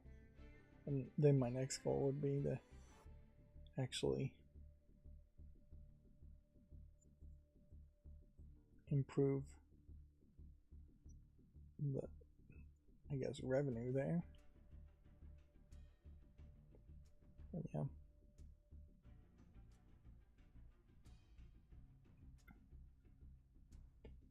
I think we've scrolled down enough. Let's just look at these couple of games. More Mims. This is the one we just added to the follow list. Roguelike card battling game. Temple of the Green Moon. This too. It's already on the follow list. Of course it's on the follow list. Otherwise it wouldn't be part of the follow list update page. Josora. This came out November 4th. It's at 2.0. Want to give this a little bit more time, but it does certainly have the feeling that it's falling into irrelevancy. Its all-time peak has just been 2 people. And yeah, this is the real danger, certainly, of even if you make a pretty good game, which this looks like a pretty good game, I don't know if it really is, since I haven't played it, without getting the wish list, without really promoting your game, without getting press coverage, a game can just completely be overlooked. And certainly there is a thought of timing as far as your release. This feels heavily inspired from Jill of the Jungle as a platforming game.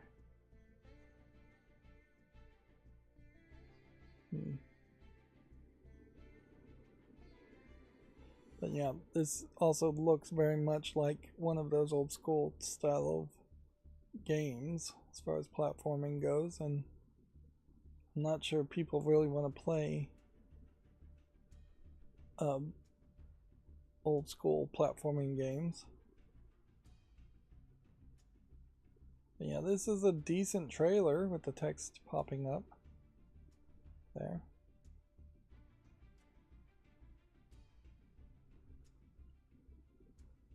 Decent trailer, I would think. But yeah, that was a shame. Part of the problem almost certainly is the pixeliness of it. Let's just face it, people are not fans of 16-bit or 8-bit pixely games. even if this is obviously not in that RPG Maker style, it just looks old, which means a lot of people can overlook it.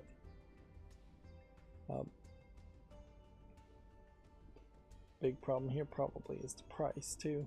If this went severely down to $399 to start with, probably closer to $199 on sale, that's what you probably should go with, at least as a launch sale thing, instead of $12.74, 15% off when it first came out. Alright, well, that's going to be it for this stream. As always, I ask you to like, share, subscribe, comment, and keep on watching. Thanks.